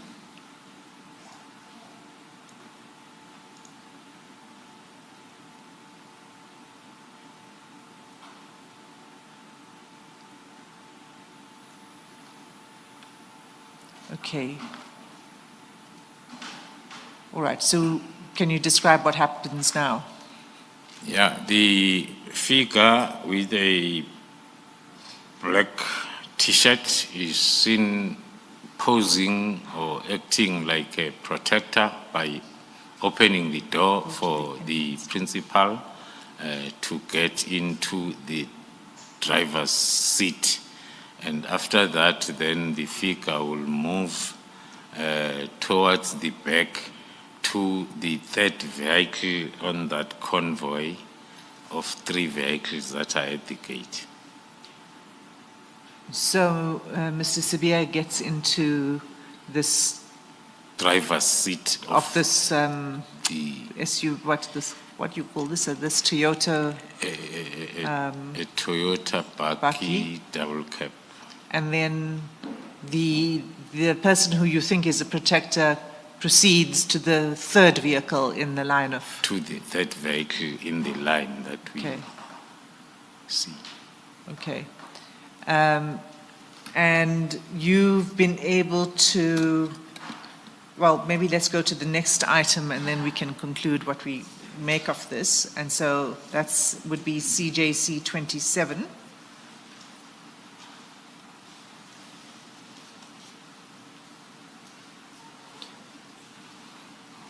Thank you. It's a still photo. Scroll down. Yeah. Can I continue? Yes, go ahead. Thank you, Commissioners. It's a still photo from the video footage that we have just seen that is giving us a clear registration numbers of the vehicle and the same 3 gentlemen then moving as per the previous video with the heading heavily armed police raid home of suspended Deputy National Commissioner Shadrack Sibiya. Okay, we're going to come back to this vehicle. Can you just read out what the license plate number is for this Toyota Hilux? The license number, as clearly seen on the still photo, it's LY36PGGP. Okay, thanks. And the next item then is CJC 28. This is also a still photo. Is this a photograph of the 2 vehicles that were following the Hilux? That is correct from the other angle of the video footage. The purpose was to identify the white BMW that looked like the one that we have seen before. And indeed, it was confirmed with the registration plate that on that convoy, the third car, as the convoy was leaving the gate, was indeed the same BMW that is allocated to the office of the division of the Deputy National Commissioner. And were you able to establish who's driving the vehicle? At the time of the video footage and the still photos, we had not identified the driver. Okay. So you now have identified the registration numbers of the 2 cars, one being the BMW and the other being the Toyota Hilux. Can we go to item CJC 29?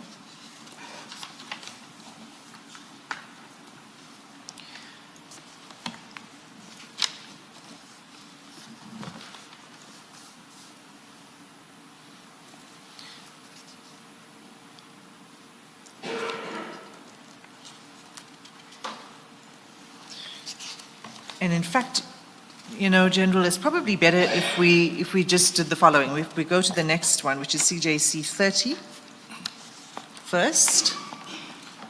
And can you tell us what that's a picture of? Thank you, Commissioners. The picture is from the LPR footage that we we Can you sourced just define LPR for the Commission, please? in full. Let me look for. It's a license plate recognition system that we normally source then from our partners during the investigation. Okay, continue. So the footage and the still photos are for the date of the 30th of the 9th month, 2025. It was on the William Nicol Drive, and then it specifies the time that the vehicles were moving past that camera, and it shows us the same motor vehicles then following each other as identified on the day of the search and seizure operation in the office of the DNC. This was on the Jen- 30th of September. Sorry. This is 30th September 2025.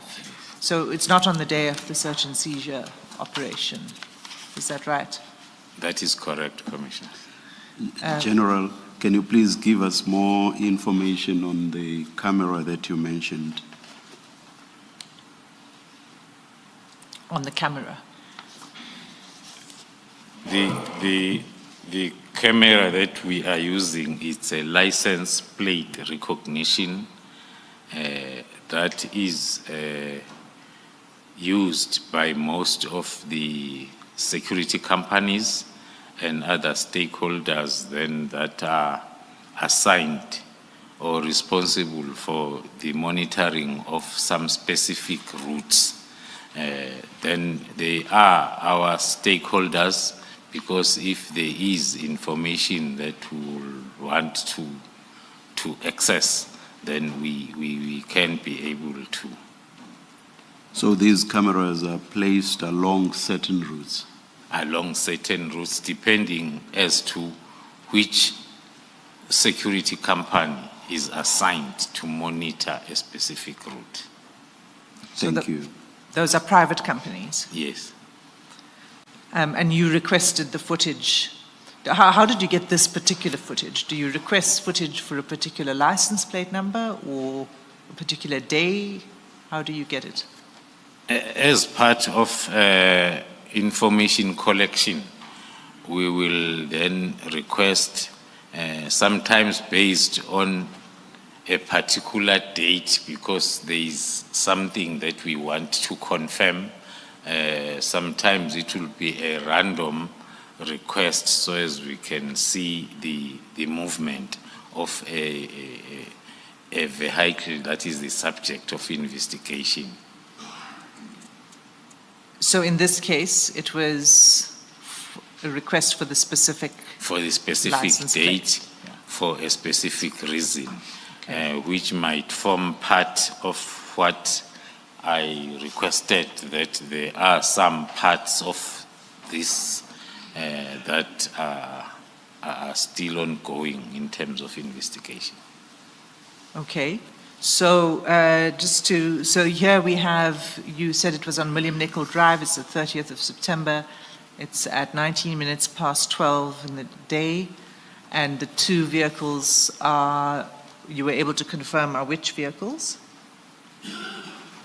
Yes, we were able to confirm that it's the two vehicles of interest with the same registration plates of a double cab Toyota Baki with registration number LY36PGGP in front, followed by the BMW with registration number, the police BMW with registration number FV38NHGP. Okay. And if we turn over the page in the same exhibit, CJC 30, so that would be page 10, we have another photograph of those cars. And can you just tell us when that was taken? And at what time? Thank you, And, Commissioners. and where? Thank you, Commissioners. That was around Sentin, and then along Freedman Drive and West. I think you're looking at the wrong, Ahmed? Oh, okay. page 10. Sorry. Sorry, Commissioners. That is at Glenhoof Road, and then the time, the date was the 7th of October, time 12:22.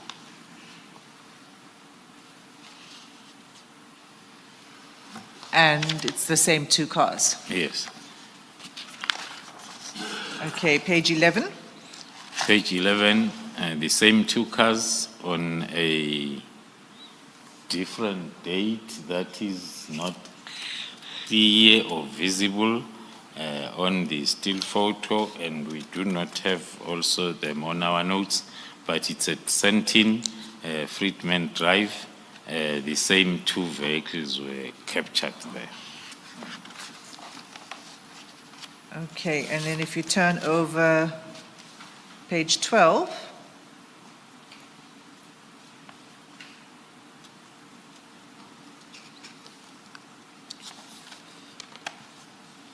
Page 12, the LPR is showing us the same vehicle of interest without then the BMW following it on this picture, and the date and times are also not captured on the photo, but the registration number is still the same car.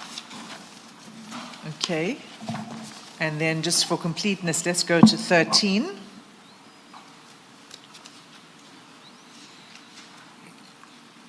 On the 13, we pick up through the LPRs, the SAPS BMW with the same registration plate, the number of the camera, the time and the date was the 9th of October at 21:05, which is the night or the same day as the day of the search and seizure operation. Okay, so it's dark because it's taken at night. At night, yes. So it's 9 October 21:05, and that's the BMW. Yes. And then the next page, 14. Next page, 14. It's now the Baki, same camera, same date, more or less the same time, with the difference of a second following. The interpretation is the following each other. So on page 14, you have the Baki, and it passes the camera at 21:05 seconds. Yes.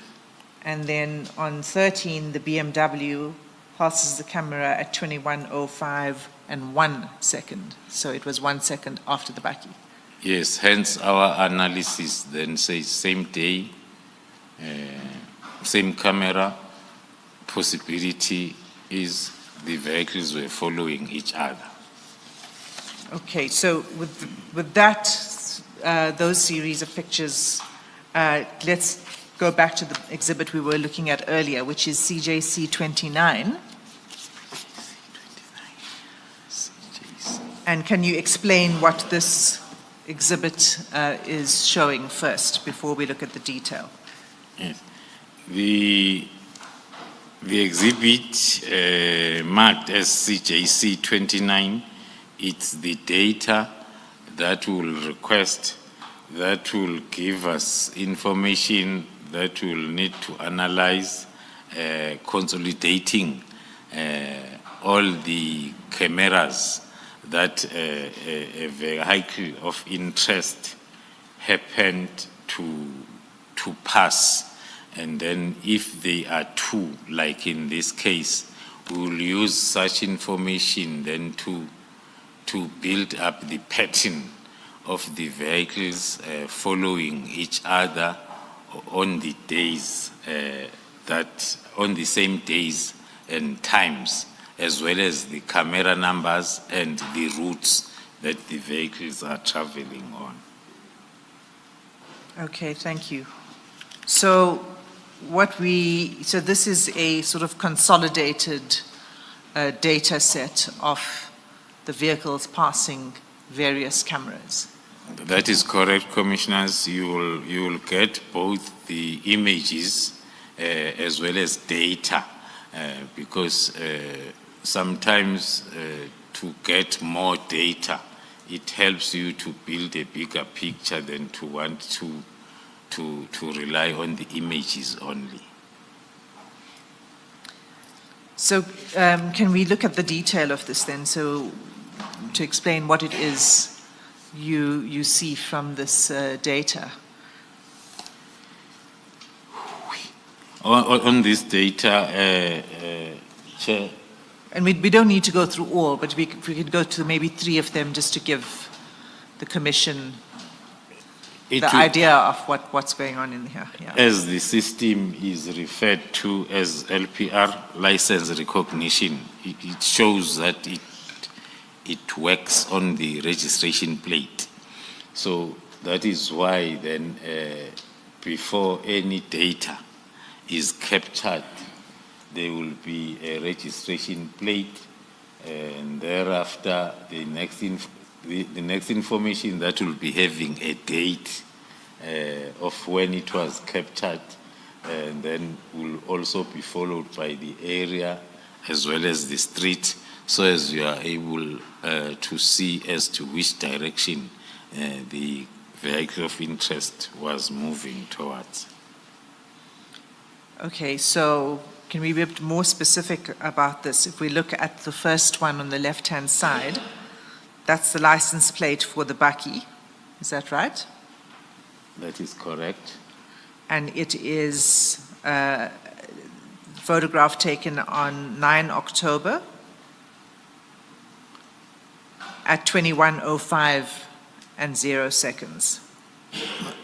Yes, that's correct, Commissioner. And it was taken at East Road and South Road. Yes, Commissioner. Okay, so if we move down to the BMW, the FV license plate, Then the FV now for the BMW on the same road, same camera, more or less the same time, on the same date, with a difference of seconds or a minute apart.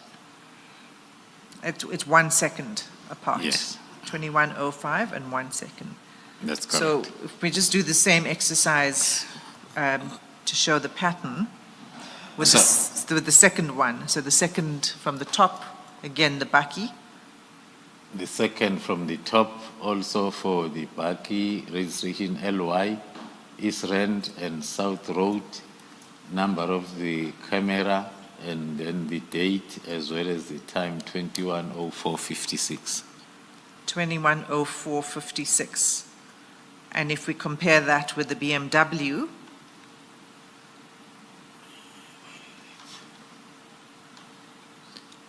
it's the second one. The second And the one time from is- top, Yeah. the BMW is the same East Rand and South Road, same camera, and then the same date, and the time is 21:05, 1 second. No. You I think you mixed up the two. It's 21:01 and 58 seconds. Yes. Number 3. Yes. Yes. So the difference between the two is 2 seconds. Yes. Okay. And if we take one more, if we take the last LY, the last bakkie one on the left-hand side, The that one. LY, Can the you- yes, first one, are you the able to first read it? entry, the Yes. first entry. the one, so the 1, 2, 3, the fourth one from the top. Sorry? Oh, on your screen, it's the first one at the top, yeah. On my screen is the first one. On the It's left, yeah. The LY36PGGP, Sentin, Friedman Road and Rivonia Road. The date is the 9th of October.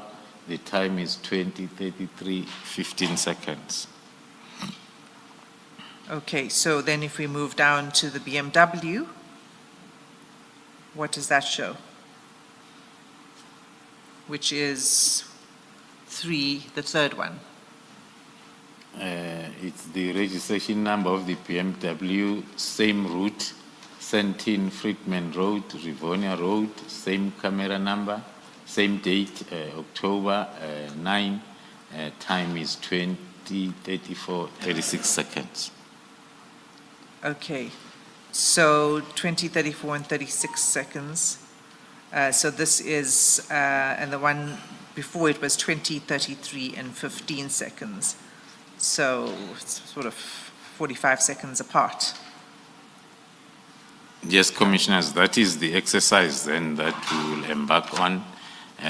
Once you receive this data, which is in bulks, but then it will need that thorough analysis to determine the days and times when the two vehicles were moving together and when they were separate, because it assists in terms of proving the point of investigation that you are targeting.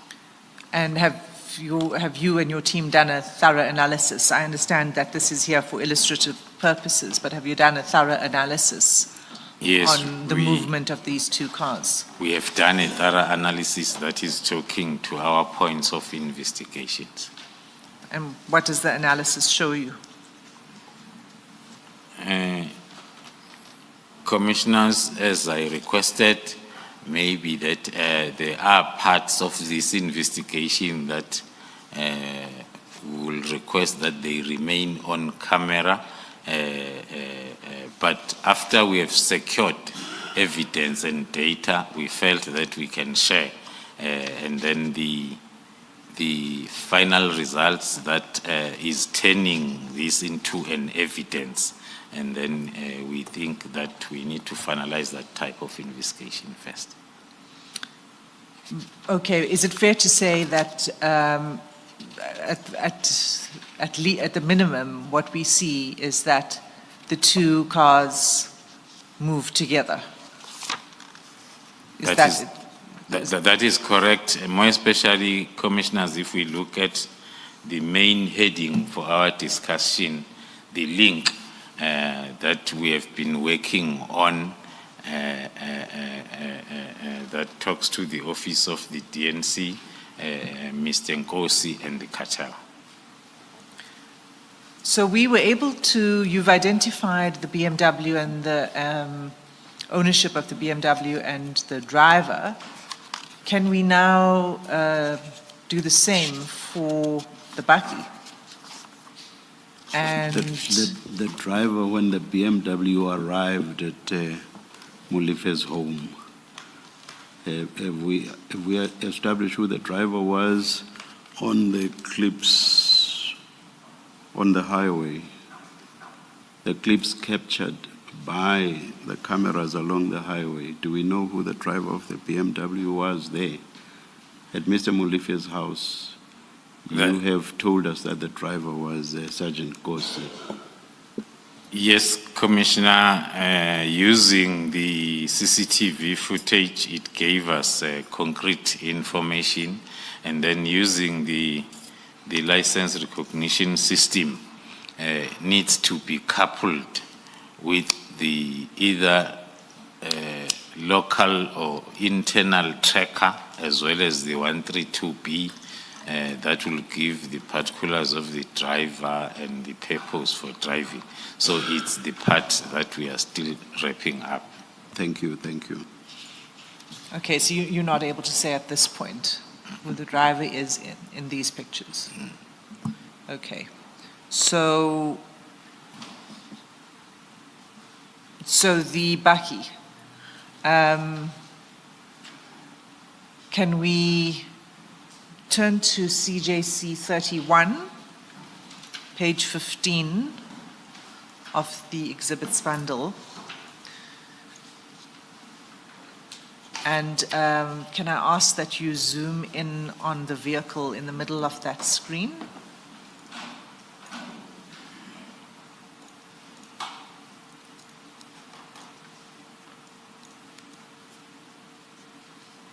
Okay. Okay, General. So shall we begin from there, General?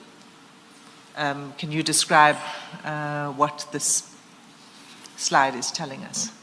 Thank you, Commissioners. In an attempt to consolidate all the information that we have collected and confirmed to date, starting with the vehicle itself, as we can see it in the picture, as well as the registration numbers.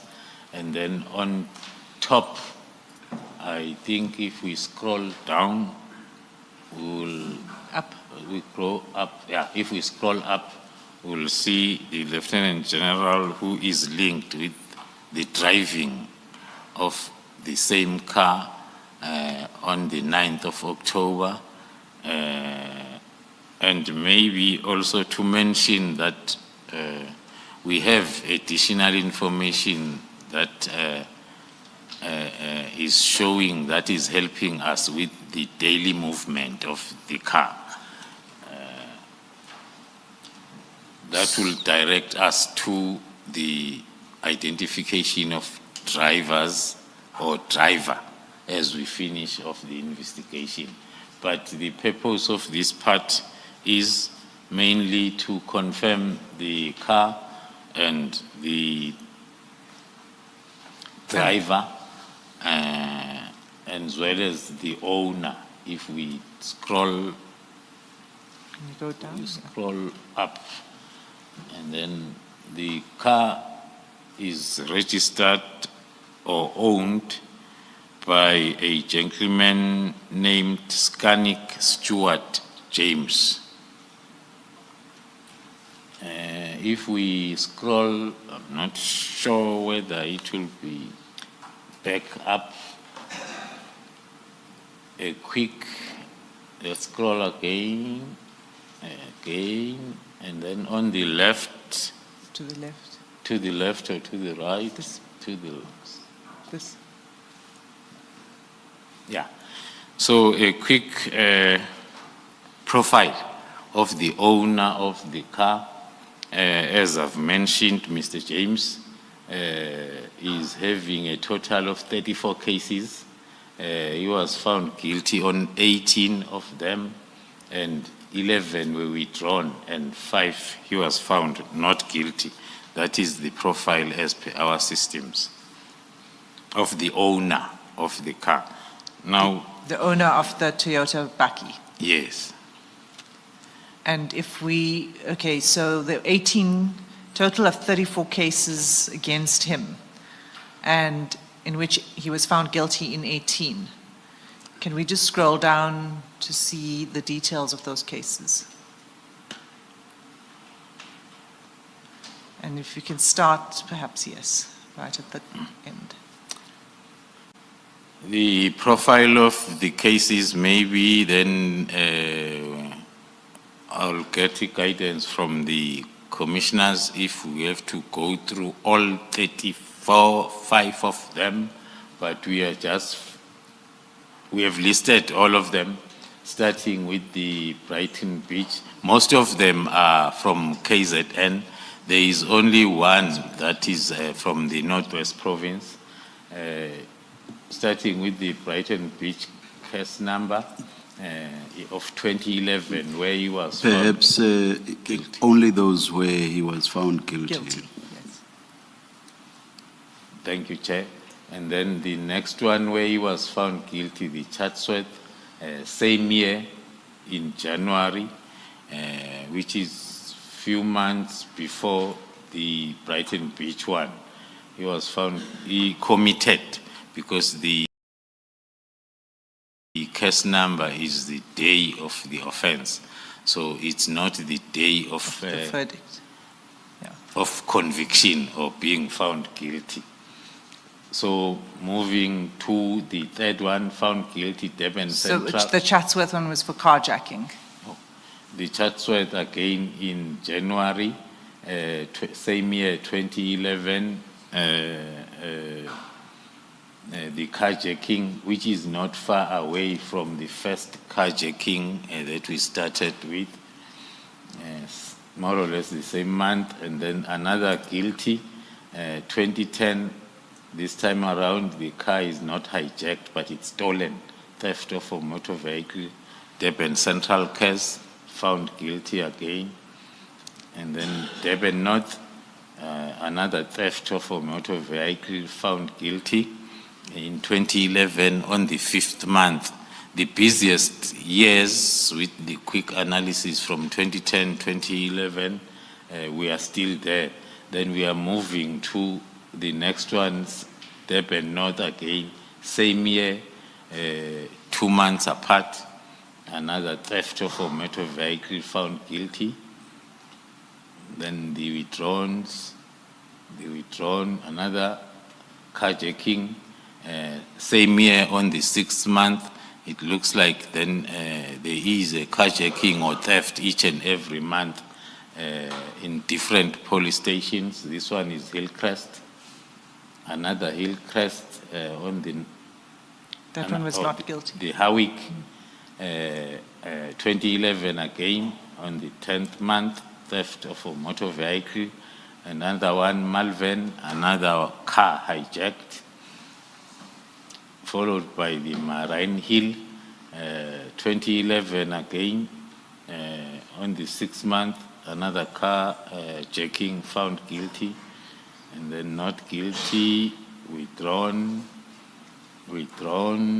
then guilty again, 2011, case carjacking, Newlands East in Durban, another one, not far from Durban, Pinetown, on the 6th month, another car hijacking found guilty, and then the withdrawn, another one, Richards Bay, 2012, for a change now. We're moving away from 2010, 2011, and then the assault GPH, followed by the common assault around the same area, Richards Bay, and malicious damage to property around Sorry, Richards. just a second. The Richards Bay was 2021. Was 2021, and then the not guilty Richards Bay, and the theft of a motor vehicle in 2011, the special years of stealing or hijacking cars between 2010 and 2011. And then Richards Bay, common or withdrawn, another withdrawn, not guilty, withdrawn, another guilty, Town Hill, theft of a motor vehicle during 2012, and then another guilty in the same area the previous year, which is 2011, for a theft of a motor vehicle, and then the Wentworth in 2011 around Durban for the carjacking. And then the last one then is 2011 case. He was found guilty for carjacking. The list as reflected, there are lots of questions. If you commit so many theft and hijackings within the space of 2 years and you are found guilty, how many years and when are you serving your sentences? Because everything is like in a very short space of time. That is part of investigation that is still ongoing. That is the criminal profile of the owner of the buggy so far. So this is the vehicle that General Sibia got into on the day of the raid on his home, and this is the person who owns it, and he has quite a long rap sheet. And quite serious crimes too. Would you agree? I fully agree, Commissioners. Okay, so if we want to wrap up this section, unless there's anything else you want to say on this slide, General, no? Okay, so then can we turn to CJC 32, page 16. And can you describe what we see in that picture? And the picture is the day the Deputy National Commissioner was appearing in the ad hoc committee with the same gentleman, owner of the car, acting like his close protector in the highest offices of government for 2 days. We then captured that so as then we can finalize our link and relationship. Thank you. Okay. So is the purpose of this photograph to show that he is in the presence of General Sibiya and in Parliament? That's correct, Commissioners. I would not have been able to recognize him in the picture in Parliament because he's clean-shaven here and is heavily bearded in the other picture where you show the ownership of the Toyota Hilux double cab parking. How did you establish the identity? That is correct, Commissioner. When we do the images, we want to do them in line with the photo that is on the system. But then the personal information is the one that will confirm our pieces of information. But we would not want to use the photo image from the other system when we are talking on the other system.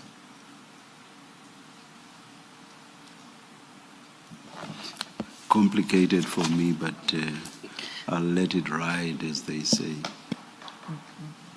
But General, you go ahead, Commissioner. the question is, how do you know that the person you see in CJC 32 is the owner of the Toyota double cab that we identified earlier? Yeah. Just by looking at this photo, how are you able to tell that that is the person? Without maybe then divulging the parts of information that is still under investigation. But what we're projecting, it's what has been confirmed through different means of how we confirm images as well as information behind the image. I'll use maybe the first layer that moving to areas like the Parliament, like moving into this area, I must be accredited. And then my correct particulars must be captured somewhere. Now, if they will be confirmed, if they will be checked against the particulars that are in the registration of the car, I'm not saying that's what we did. I'm saying it's for an example, Commissioners. Why are you sounding like the National Commissioner when he was asked about the WhatsApps? He would not confirm or deny. He left it in the air. So my last question is, when you say this gentleman that we see in CJC 32 is a personal protector of General Sibiya, how do you know that? Aren't personal protectors of commissioners employed by SAPS? Is this gentleman employed by SAPS or is he a private individual? Okay. No, that is very correct, Commissioner. The personal protectors of sub-senior officers are employed by subs, but in this case, then for different reasons, then it's not the case. This gentleman is not employed by subs. Is not employed by subs. He's employed by General Sibia. Or you don't know? I'm not sure of the usage of employed, Commissioner, but the activities from the allocation of a vehicle and some close protection movements will talk to a gentleman not employed by subs, but performing those duties. Thank you. In passing, in response to Commissioner Khumalo, you say that the personal protectors of senior officers within subs is provided by subs. Did I understand you correctly? That is correct, Now, Commissioner. let me ask you a specific and direct question. Does General Sibia have subs personal protectors? The information that talks to the protection of senior officers, it's normally coupled with a threat and risk assessment. That is a classified document. It's something that will be between the senior officer and the national commissioner who's approving.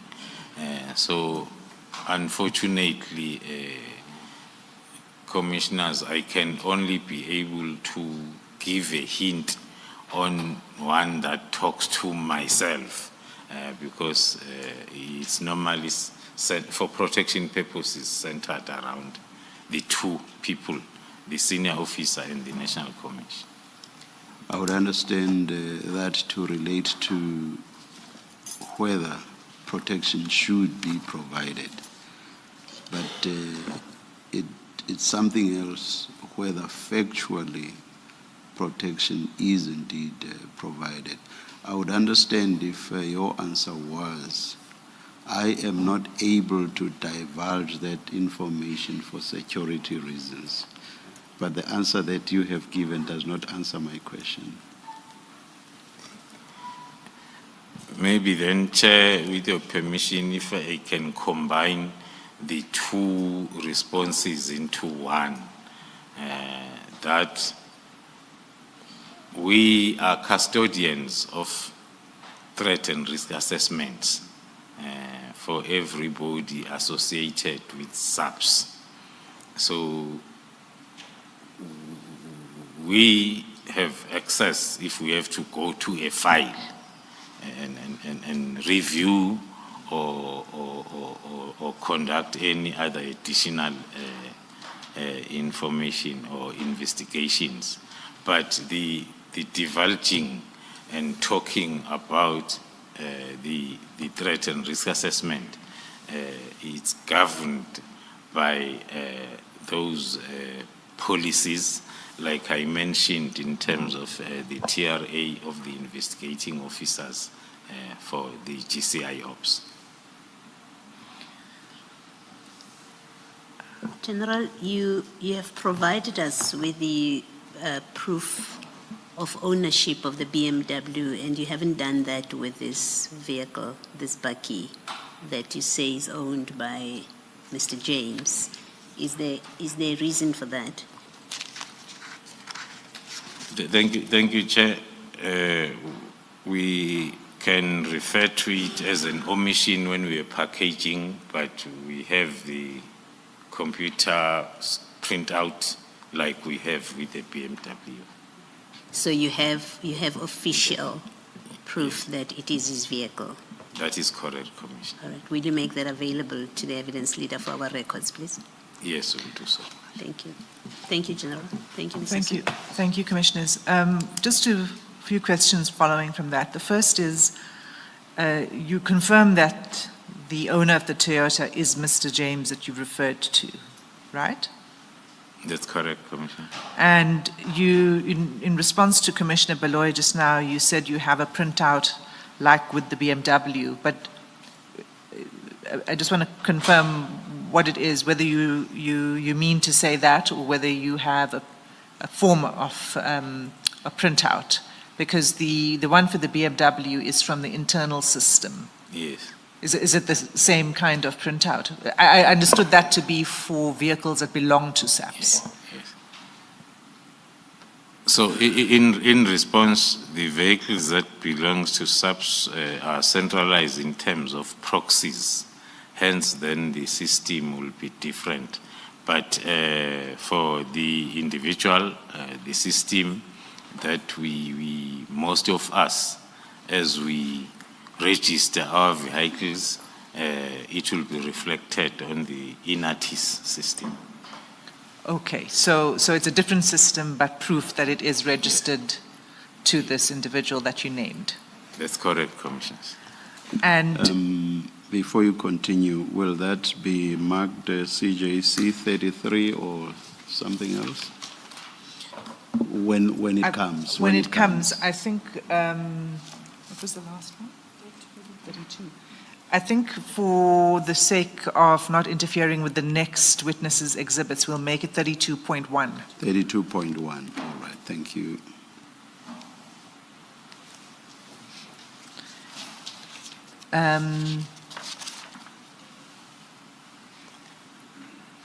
And you confirm that it is the same, the person in the picture on the screen right now is the same person that's in the picture on the slide with the guilty convictions. That is correct, Commissioners. And you've conducted an investigation in order to establish that that is indeed the same person. That is correct, Commissioner. And just to follow up also on the question of protection, do I understand you to be saying that a senior officer in the SAPS doesn't automatically have protection protectors? It's not automatic. That is correct. It's not automatic. It's always a recommendation that is given after a threat and risk assessment has been conducted. Okay. So, so it's not automatic. And to the question whether General Sabia has SAPS protectors, your answer is, just to get that clearly, because I didn't quite get it when the chair was asking. So does General Sabia have SAPS protectors? Looking at the level in terms of the policy, he is supposed to have. The only part that one cannot detail in this platform is to confirm yes or no, because the TRA is a classified document that talks to the subject and whoever is responsible for the recommendations. Okay. I'll leave it there. He might need it after you're done on the stand. But we won't press any further with the status of the protection. We are now done with the exhibits in this bundle. Is there anything else you wished to say about this link that you were trying to make before we move off this topic? Okay. No, thank you so much, Commissioners. The concern that we have as we're dealing with this project talks to the infiltration of, in this case, I will say SAPS at the highest level by the syndicates. Before you even do the detailed investigation, looking at the basic profile of the individual, it tells you that it's either individual is part of a car hijacking syndicate that is working very hard, looking at the timelines, that it's not one vehicle per year. Maybe it's 12 or whatever the target.